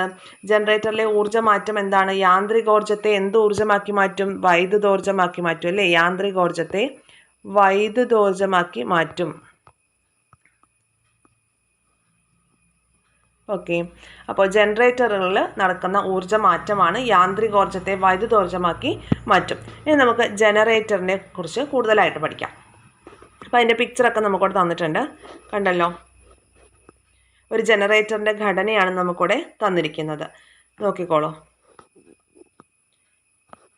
ഇതിൽ ABCD എന്ന് പറഞ്ഞ് തന്നിട്ടുള്ളത് എന്താണ്? ABCD നമ്മൾ കഴിഞ്ഞ ദിവസം പഠിച്ച ചാപ്റ്ററിൽ ഉണ്ടായിരുന്നു അല്ലേ? നമ്മൾ ഇതിനെക്കുറിച്ച് പഠിച്ചിരുന്നു. ഇതിനെക്കുറിച്ച് ലൗഡ് സ്പീക്കറിനെ കുറിച്ച്, ചലിക്കും ചുരുൾ ലൗഡ് സ്പീക്കറിൻ്റെ കാര്യം നമ്മൾ പഠിച്ചു. അപ്പോൾ അതിൽ ABCD എന്ന് പറഞ്ഞിരിക്കുന്നത് ആർമേച്ചറാണ്. B1 B2 എന്ന് പറഞ്ഞിരിക്കുന്നത് ഗ്രാഫൈറ്റ് ബ്രഷുകളാണ്. R1 R2 എന്ന് പറഞ്ഞിരിക്കുന്നത് സ്ലിപ്പ് റിങ്ങുകളാണ്. നമ്മൾ കഴിഞ്ഞ ദിവസം പഠിച്ചതിനെ കുറിച്ചായിരുന്നു? സ്പ്ലിറ്റ് റിങ്സിനെ കുറിച്ചായിരുന്നു. ഇവിടെ പേര് നോക്കുക, സ്ലിപ്പ് റിങ്സ് എന്നാണ് കേട്ടോ. സ്ലിപ്പ് റിങ്സ് ആണ് എന്ത്? ജനറേറ്ററിൽ യൂസ് ചെയ്തിരിക്കുന്നത്. ഇനി ജനറേറ്ററിന്റെ ഭാഗങ്ങൾ ഓരോന്നും നമുക്ക് ഡീറ്റെയിൽ ആയിട്ട് ഇവിടെ പരിചയപ്പെടാം. ജനറേറ്ററിന്റെ ഭാഗങ്ങൾ നോക്കിക്കോളൂ. ഏതൊക്കെയാണ്? ഒരു ഫീൽഡ് കാന്തമുണ്ട്. ജനറേറ്ററിൽ കാന്തിക ഫ്ലെക്സ് സൃഷ്ടിക്കുന്ന കാന്തമാണ് അല്ലേ. ജനറേറ്ററിൽ കാന്തിക ഫ്ലെക്സ് സൃഷ്ടിക്കുന്ന കാന്തമാണ് ഫീൽഡ് കാന്തം. അപ്പോൾ ഈ കാന്തിക ഫ്ലെക്സിൽ മാറ്റം വരുമ്പോഴാണ് എന്തുണ്ടാവുന്നത്, പ്രേരിത EMF ഉണ്ടാവുന്നത്. ജനറേറ്ററിൽ കാന്തിക ഫ്ലെക്സ് സൃഷ്ടിക്കുന്ന കാന്തമാണ് ഫീൽഡ് കാന്തം. ഇനി ആർമേച്ചർ എന്താണെന്ന് നമ്മൾ ഓൾറെഡി പഠിച്ചിട്ടുണ്ട്. എന്താണ്, ഒരു പച്ചിരുമ്പ് കോറിൽ കവചിത ചാലക കമ്പി ചുറ്റിയെടുത്ത ക്രമീകരണത്തെയാണ് ആർമേച്ചർ എന്ന് പറയുന്നത്. ഒരു പച്ചിരുമ്പ് കോറിൽ ഒരു കവചിത ചാലക കമ്പി ചുറ്റിയെടുത്ത ക്രമീകരണം, അതിനെയാണ് ആർമേച്ചർ എന്ന് പറയുന്നത്. ഒരക്ഷത്തെ ആധാരമാക്കി കറക്കാൻ കഴിയുന്ന ഒരു പച്ചിരുമ്പ് കോറിൽ കവചിത ചാലക കമ്പി ചുറ്റിയെടുത്ത ക്രമീകരണമാണ് ആർമേച്ചർ. കഴിഞ്ഞ ചാപ്റ്ററിൽ നമ്മൾ പഠിച്ചതാണ്. ഇനി ഇവിടുത്തെ ഏറ്റവും ഇമ്പോർട്ടൻ്റ് ആയിട്ടുള്ളതാണ് എന്ത്, സ്ലിപ്പ് റിങ്സ്. സ്ലിപ്പ് റിങ്സ് എന്താണ്, ആർമേച്ചർ ടെർമിനലുമായി, അതായത് ആർമേച്ചറിൻ്റെ അറ്റവുമായിട്ട് വിളക്കി ചേർത്ത പൂർണ്ണ വളയങ്ങളാണ്. പൂർണ്ണ വളയങ്ങൾ. നേരത്തെ നമ്മൾ സ്പ്ലിറ്റ് റിങ്സ് പഠിച്ചത് എങ്ങനെയായിരുന്നു, സ്പ്ലിറ്റ് ആയിട്ടായിരുന്നു ഇരുന്നത് അല്ലേ. ഇത് സ്ലിപ്പ് റിങ്സ്. അപ്പോൾ സ്ലിപ്പ് റിങ്സ് പൂർണ്ണ വളയങ്ങളാണ്. അത് ജനറേറ്ററിലാണ് യൂസ് ചെയ്യുന്നതെന്നുള്ളത് ഓർക്കണം. ഓക്കെ, അവ ആർമേച്ചറിനോടൊപ്പം അതേ അക്ഷത്തെ ആധാരമായിട്ട് കറങ്ങുന്നുണ്ട്. ഇനി ബ്രഷ് എന്താണ്, ബ്രഷ് സ്ലിപ്പ് റിങ്ങുമായി സദാ സ്പർശിച്ചുകൊണ്ടിരിക്കുന്ന ക്രമീകരണമാണ്. സ്ലിപ്പ് റിങ്ങുമായി സദാ സ്പർശിച്ചുകൊണ്ടിരിക്കുന്ന ക്രമീകരണമാണ് എന്ത്, ബ്രഷ്. ബാഹ്യ സർക്യൂട്ടിലേക്ക് ഇതിലൂടെ വൈദ്യുതി പ്രവഹിക്കുന്നുണ്ട്. ബാഹ്യ സർക്യൂട്ടിലേക്ക് ഇതിലൂടെ വൈദ്യുതി പ്രവഹിക്കുന്നുണ്ട് എന്ന കാര്യം കൂടി ഓർത്തേക്കുക. അറിയാവുന്ന കാര്യമാണ്, കാന്തത്തിൻ്റെയോ അല്ലെങ്കിൽ കമ്പിച്ചുരുളിൻ്റെയോ ഒക്കെ ചലനം തുടർച്ചയായിട്ട് വൈദ്യുതി ലഭ്യമാക്കുന്ന ഉപകരണമാണ് ഈ ജനറേറ്റർ പോലെ തന്നെ സൈക്കിൾ ഡൈനാമോ. സൈക്കിൾ ഡൈനാമോയും എന്ത് തന്നെയാണ്, കാന്തത്തിൻ്റെയോ കമ്പിച്ചുരുളിൻ്റെയോ ചലനം മൂലം, തുടർച്ചയായിട്ടുള്ള ചലനം മൂലം വൈദ്യുതി ലഭ്യമാക്കുന്ന ഉപകരണങ്ങളാണ് ജനറേറ്ററും സൈക്കിൾ ഡൈനാമോയും ഒക്കെ. ഓക്കെ, അപ്പോൾ ഇതിൻ്റെ തത്വം ഏതെന്ന് ചോദിച്ചാൽ എന്ത് പറയണം, വൈദ്യുത കാന്തിക പ്രേരണമാണ്. മോട്ടോറിൻ്റെയും ജനറേറ്ററിൻ്റെയും അതുപോലെ തന്നെ ജനറേറ്ററിൻ്റെയും ഡൈനാമോയുടെയും ഒക്കെ തത്വം ഏതാണെന്ന് ചോദിച്ചാൽ വൈദ്യുത കാന്തിക പ്രേരണം അല്ലെങ്കിൽ ഇലക്ട്രോമാഗ്നറ്റിക് ഇൻഡക്ഷൻ ആണെന്ന് പറയണം. ഓക്കെ, ഇനി മറ്റൊരു ചോദ്യം നമ്മളിപ്പോൾ ഇവിടെ പരിചയപ്പെട്ടു. എന്താണ്, ഫീൽഡ് കാന്തത്തെക്കുറിച്ച് നമ്മൾ പറഞ്ഞു. എന്താണ്, ജനറേറ്ററിൽ കാന്തിക ഫ്ലക്സ് സൃഷ്ടിക്കുന്ന കാന്തം ഏതാണ്, ഫീൽഡ് കാന്തമാണ്. ജനറേറ്ററിൽ കാന്തിക ഫ്ലക്സ് സൃഷ്ടിക്കുന്ന കാന്തം ഫീൽഡ് കാന്തമാണ്. ഒരു അക്ഷത്തിനെ ആധാരമാക്കി കറക്കാൻ കഴിയുന്ന ഒരു പച്ചിരുമ്പ് കോറിൽ കവചിത ചാലക കമ്പി ചുറ്റിയെടുത്ത ക്രമീകരണത്തെയാണ് ആർമേച്ചർ എന്ന് പറയുന്നത്. ആർമേച്ചർ. ഇനി ഇവിടെ സ്ലിപ്പ് റിങ്സിനെ കുറിച്ച് പറയുന്നുണ്ട്. എന്താണ് സ്ലിപ്പ് റിങ്സ്? സ്ലിപ്പ് റിങ്സ് എന്നാൽ ആർമേച്ചറിനോടൊപ്പം, ആർമേച്ചർ ടെർമിനലിനുമായിട്ട് വിളക്കി ചേർത്ത പൂർണ്ണ വളയങ്ങളാണ് എന്ത്, സ്ലിപ്പ് റിങ്സ് എന്ന് അറിയപ്പെടുന്നത്. ABCD എന്നത് ആർമേച്ചർ കോയിലിൻ്റെ ഒരു ചുറ്റിനെ സൂചിപ്പിക്കുന്നു. ആർമേച്ചർ അതിൻ്റെ അക്ഷത്തെ ആധാരമായിട്ടാണ് കറങ്ങുക, നമുക്കറിയാം. അപ്പോൾ അങ്ങനെ കറങ്ങുമ്പോൾ AB എന്ന ഭാഗം, ഇതാണല്ലോ ആർമേച്ചർ. ഈ ABCD എന്ന് കാണിച്ചിരിക്കുന്നതാണ് ആർമേച്ചർ. അപ്പോൾ ഇതിൽ ഈ AB എന്ന ഭാഗം ഒരു 90 ഡിഗ്രി കറങ്ങുമ്പോൾ ഈ ഭാഗം മുകളിലേക്കും വരും. CD എന്ന ഭാഗം കറങ്ങി വരുമ്പോൾ ഇത് അടിയിലേക്കും വരും ആണല്ലോ. അപ്പോൾ അങ്ങനെ വരുമ്പോൾ 90 ഡിഗ്രി കറങ്ങി കഴിയുമ്പോൾ ആർമേച്ചറിൻ്റെ AB എന്ന ഭാഗത്തിൻ്റെയും അതുപോലെ തന്നെ CD എന്ന ഭാഗത്തിൻ്റെയും ചലനം കാന്തിക മണ്ഡലത്തിന് സമാന്തരമാവുന്നതിനാൽ പ്രേരിത EMF അവിടെ 0 ആയിരിക്കും. ഓരോ അർദ്ധഭ്രമണത്തിലും വൈദ്യുത പ്രവാഹ ദിശ മാറുകയും ചെയ്യും. അതുപോലെ തന്നെ വൈദ്യുതിയുടെ അളവ് കൂടുകയും കുറയുകയും ചെയ്യും. ഓക്കെ, ഓരോ അർദ്ധഭ്രമണത്തിലും വൈദ്യുത പ്രവാഹ ദിശ മാറുകയും വൈദ്യുതിയുടെ അളവ് കൂടുകയും കുറയുകയും ചെയ്യും കാര്യം മനസ്സിലാക്കണം. പിന്നെ അതുപോലെ എന്താണ് പീരീഡ് എന്താണെന്നുള്ളത് ഇവിടെ തന്നിട്ടുണ്ടെന്ന് നോക്കാം. ആർമേച്ചർ കോയിലിൻ്റെ ഒരു പൂർണ്ണ ഭ്രമണത്തിനെടുക്കുന്ന സമയം, ഒരു പൂർണ്ണ ഭ്രമണത്തിന് എടുക്കുന്ന സമയം, 360 ഡിഗ്രിക്ക് എടുക്കുന്ന സമയത്തിനെയാണ് എന്ത് പറയുന്നത്, പീരീഡ് എന്ന് പറയുന്നത്. അപ്പോൾ ഒരു പീരീഡ് T എന്ന് പറയുന്നത് എത്രയാണ്, 360 ഡിഗ്രി കറങ്ങി വരാൻ എടുക്കുന്ന ആ ഒരു സമയത്തിനെയാണ് എന്ത് പറയുന്നത്, T എന്ന് നമ്മൾ ഇൻഡിക്കേറ്റ് ചെയ്യുന്നത്, പീരീഡ് എന്ന് ഇൻഡിക്കേറ്റ് ചെയ്യുന്നത്. അപ്പോൾ അങ്ങനെയാണെങ്കിൽ ഇതിൻ്റെ T/2 എന്ന് പറഞ്ഞാൽ എത്രയായിരിക്കും, T/2 എന്ന് പറയുന്നത് 180 ഡിഗ്രി ആയിരിക്കുമല്ലോ, 180 ഡിഗ്രി ആയിരിക്കും. മനസ്സിലായോ പറഞ്ഞത്? അർദ്ധഭ്രമണത്തിനെടുക്കുന്നത് 180 ഡിഗ്രി തിരിയാനെടുക്കുന്ന സമയം എന്ന് പറയുന്നത് T/2 ആയിരിക്കും. ക്ലിയർ ആയോ? അപ്പോൾ T/4 എന്ന് പറഞ്ഞാൽ എത്രയായിരിക്കും, T/4 എന്ന് പറഞ്ഞാൽ അതിൻ്റെ 1/4 റൊട്ടേഷൻ എടുക്കുന്ന സമയമാണ്. അത് 90 ഡിഗ്രി തിരിയുന്നത് T/4 സമയം കൊണ്ടാണ്. അങ്ങനെയാണെങ്കിൽ 270 ഡിഗ്രി കറങ്ങി വരുന്നത് എത്ര സമയം കൊണ്ടായിരിക്കും, 3/4 T കൊണ്ടായിരിക്കും, 3/4 T. ഓക്കെ, ഇത് സോൾവ് ചെയ്യുമ്പോൾ നമുക്ക് കിട്ടുന്നതാണ് അങ്ങനെ. ഓക്കെ, ഇത് നമുക്കറിയാലോ, T/2 180 ഡിഗ്രിയും T/4 90 ഡിഗ്രിയും ആണെങ്കിൽ അത് തമ്മിൽ ആഡ് ചെയ്യുമ്പോൾ നമുക്ക് 3/4 T എത്രയാണെന്നുള്ളത് കിട്ടും. ഓക്കെ, ഇത് എന്തിനാ പറഞ്ഞതെന്ന് വെച്ചാൽ ഇവിടെ ഒരു ഗ്രാഫ് തന്നിരിക്കുന്നതുണ്ടോ, ഈ ഒരു ഗ്രാഫിൽ എന്താണ് പ്രേരിത EMF ആണ് കാണിച്ചിരിക്കുന്നത് അല്ലേ. അപ്പോൾ അത് ഓരോ നോക്കിക്കോളൂ 90 ഡിഗ്രിയിൽ എത്തുമ്പോൾ അത് മാക്സിമത്തിലാണ്. അതായത് 90 ഡിഗ്രി എത്താനുള്ള സമയം നമ്മൾ എത്രയാണ് പറഞ്ഞത്, T/4 ആണ്. T/2 കൊണ്ട് 180 ഡിഗ്രി ആണെങ്കിൽ T/4 കൊണ്ട് 90 ഡിഗ്രി. ഇനി 180 ഡിഗ്രി ആണെങ്കിലോ അവിടെ T/2 അല്ലേ സമയം. ഇനി 270 ആണെങ്കിലോ 3/4 T ആണ്. ഇനി 360 ഡിഗ്രി ആണെങ്കിലോ അവിടെ 1 T ആണ് അല്ലേ. T = 360 degree. ഓക്കെ, 360 ഡിഗ്രി കറങ്ങി വരാനെടുക്കുന്ന സമയമാണ് ഈ T അല്ലെങ്കിൽ പീരീഡ് എന്ന് നമ്മൾ പറയുന്നത്. മനസ്സിലായി പറഞ്ഞത്? ആർമേച്ചർ കോയിലിൻ്റെ ഒരു പൂർണ്ണ ഭ്രമണത്തിനെടുക്കുന്ന സമയത്തിനെയാണ് പീരീഡ് അല്ലെങ്കിൽ T എന്നതുകൊണ്ട് ഇൻഡിക്കേറ്റ് ചെയ്യുന്നത്. ആ ഒരു കാര്യം ഇപ്പോൾ നമ്മൾ പറഞ്ഞ കാര്യമാണ് ഇവിടെ കൊടുത്തിട്ടുള്ളത്. ആർമേച്ചർ തിരിഞ്ഞ കോൺ 0, ഓക്കെ 0 ഡിഗ്രിയിൽ 0 ആയിരുന്നു.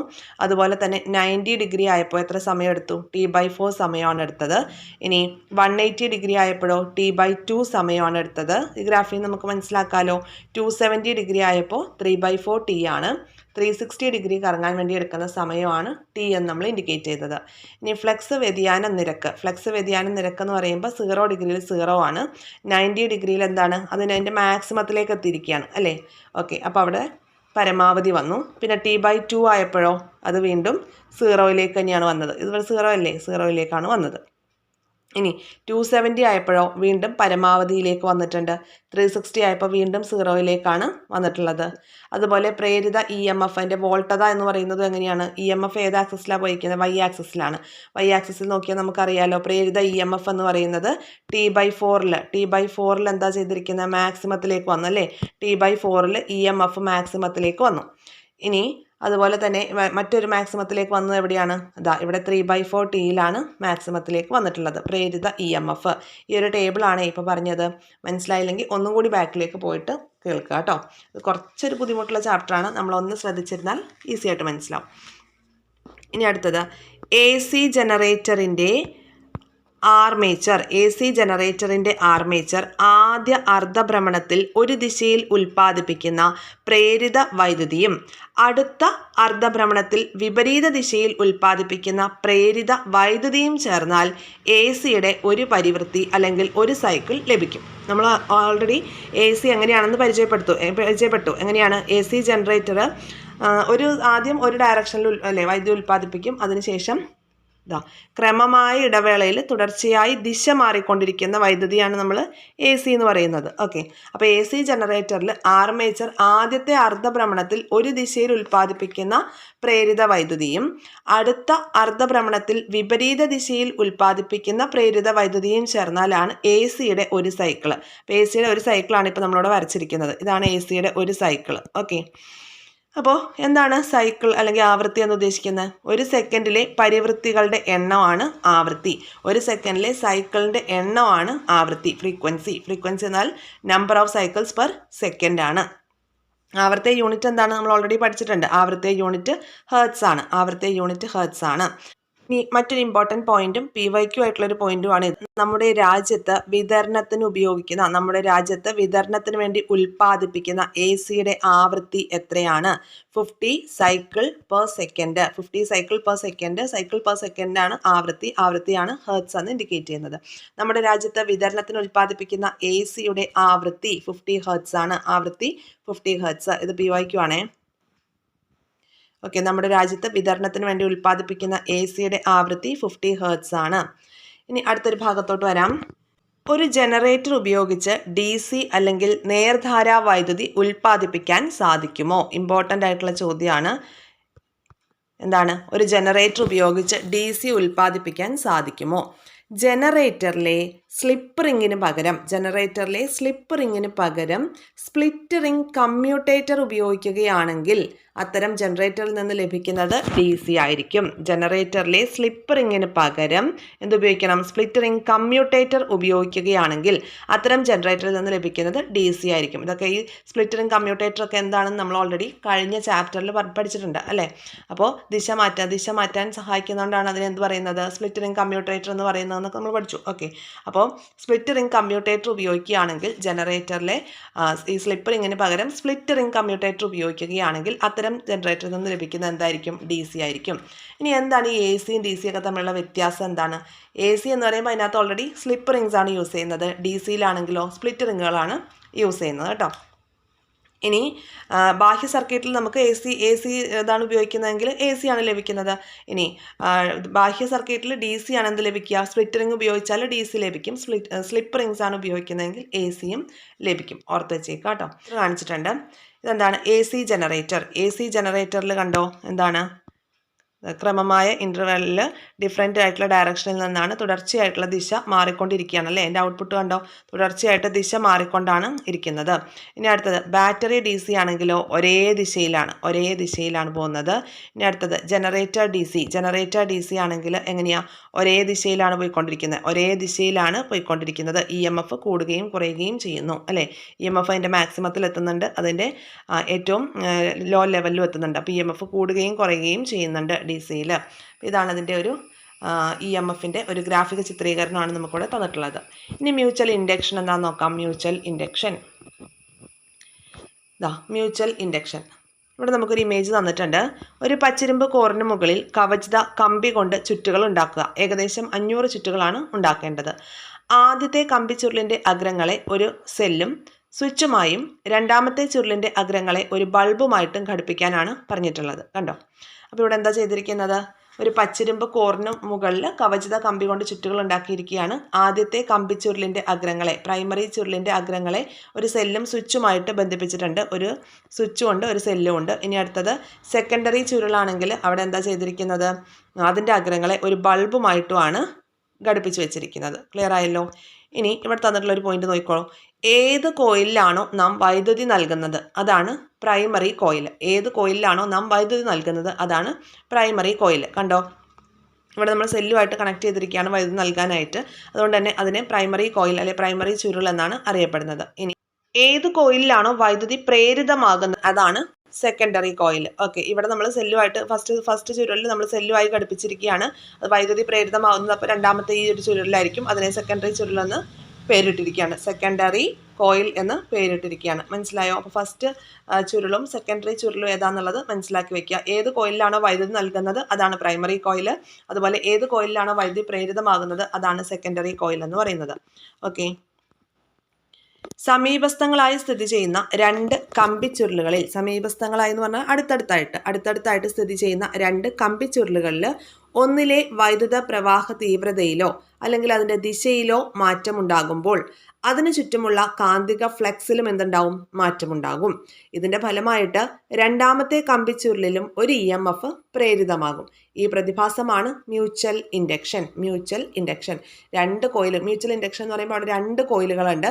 അതിൽ അടുത്തടുത്തായിട്ട് സ്ഥിതി ചെയ്യുന്ന ഈ രണ്ട് കമ്പിച്ചുരുളുകളിൽ ഒന്നിലെ വൈദ്യുത പ്രവാഹ ദിശ, ഏതിലാണോ നമ്മൾ വൈദ്യുതി അപ്ലൈ ചെയ്യുന്നത് അല്ലെ, സെല്ലുമായി കണക്ട് ചെയ്തിരിക്കുന്നത്, അപ്പോൾ അതിലെ വൈദ്യുത പ്രവാഹ തീവ്രതയിലോ അല്ലെങ്കിൽ ദിശയിലോ ഒക്കെ മാറ്റം ഉണ്ടായിട്ടുണ്ടെങ്കിൽ അതിന് ചുറ്റും എന്ത് ചെയ്യും? ഒരു കാന്തിക ഫ്ലക്സ് ഉണ്ടായിരിക്കും. ആ കാന്തിക ഫ്ലക്സിലും എന്തുണ്ടാവും? മാറ്റം ഉണ്ടാവും. ഓക്കെ, അതിൻ്റെ റിസൾട്ടായിട്ട് തൊട്ടടുത്തുള്ള രണ്ടാമത്തെ കമ്പിച്ചുരുളിലും എന്തുണ്ടാവും? ഒരു EMF പ്രേരിതമാകും. നമ്മൾ ഓൾറെഡി പറഞ്ഞല്ലോ പ്രേരിത EMF ഉണ്ടാവും എന്നൊക്കെ. അപ്പോൾ ഒരു EMF പ്രേരിതമാകും. അപ്പോൾ ആ ഒരു പ്രതിഭാസത്തെയാണ് എന്ത് ചെയ്യുന്നത്? മ്യൂച്വൽ ഇൻഡക്ഷൻ എന്ന പേരിൽ അറിയപ്പെടുന്നത്. അപ്പോൾ ഈ വൈദ്യുത കാന്തിക പ്രേരണം അതിൻ്റെ ഡിഫറെൻറ്റ് ഫോംസ് ആണ് ഈ മ്യൂച്വൽ ഇൻഡക്ഷനും അതുപോലെ സെൽഫ് ഇൻഡക്ഷൻ എന്നൊക്കെ പറഞ്ഞ് നമ്മൾ ഇനി പഠിക്കും. അപ്പോൾ മ്യൂച്വൽ ഇൻഡക്ഷൻ്റെ അടിസ്ഥാനത്തിൽ പ്രവർത്തിക്കുന്ന ഒരു ഉപകരണമാണ് എന്ത്?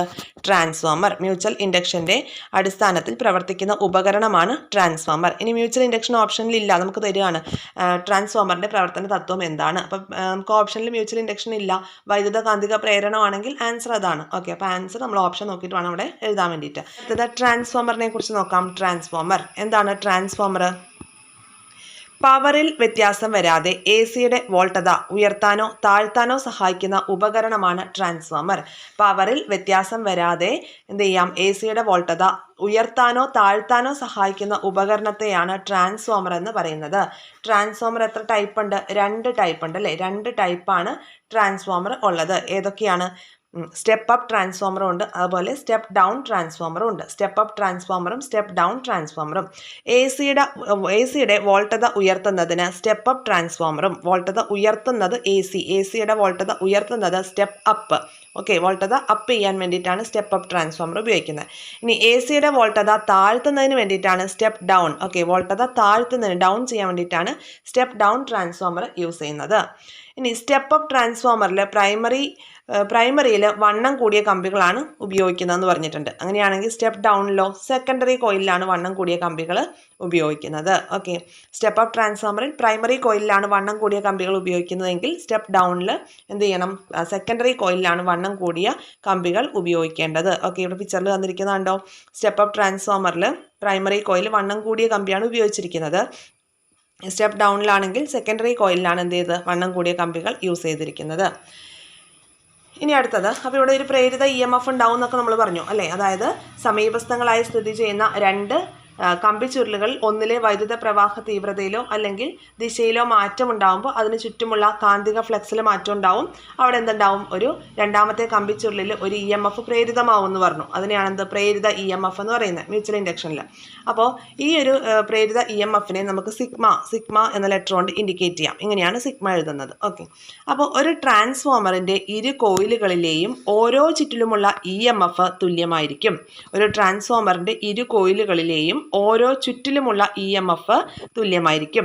അങ്ങനെ ആയാൽ ഒരു ചുറ്റിലുള്ള EMF സിഗ്മയായാൽ പ്രൈമറി കോയിലിലെ EMF എന്ന് പറഞ്ഞാൽ വോൾട്ടത. ഓക്കെ, പ്രൈമറി കോയിലിലെ വോൾട്ടതയെ നമുക്കപ്പോൾ VP എന്ന് എഴുതാം. VP എന്ന് എഴുതാനായിട്ട് സാധിക്കും. അപ്പോൾ VP = NP × സിഗ്മ എന്ന് എഴുതാം. NP × sigma.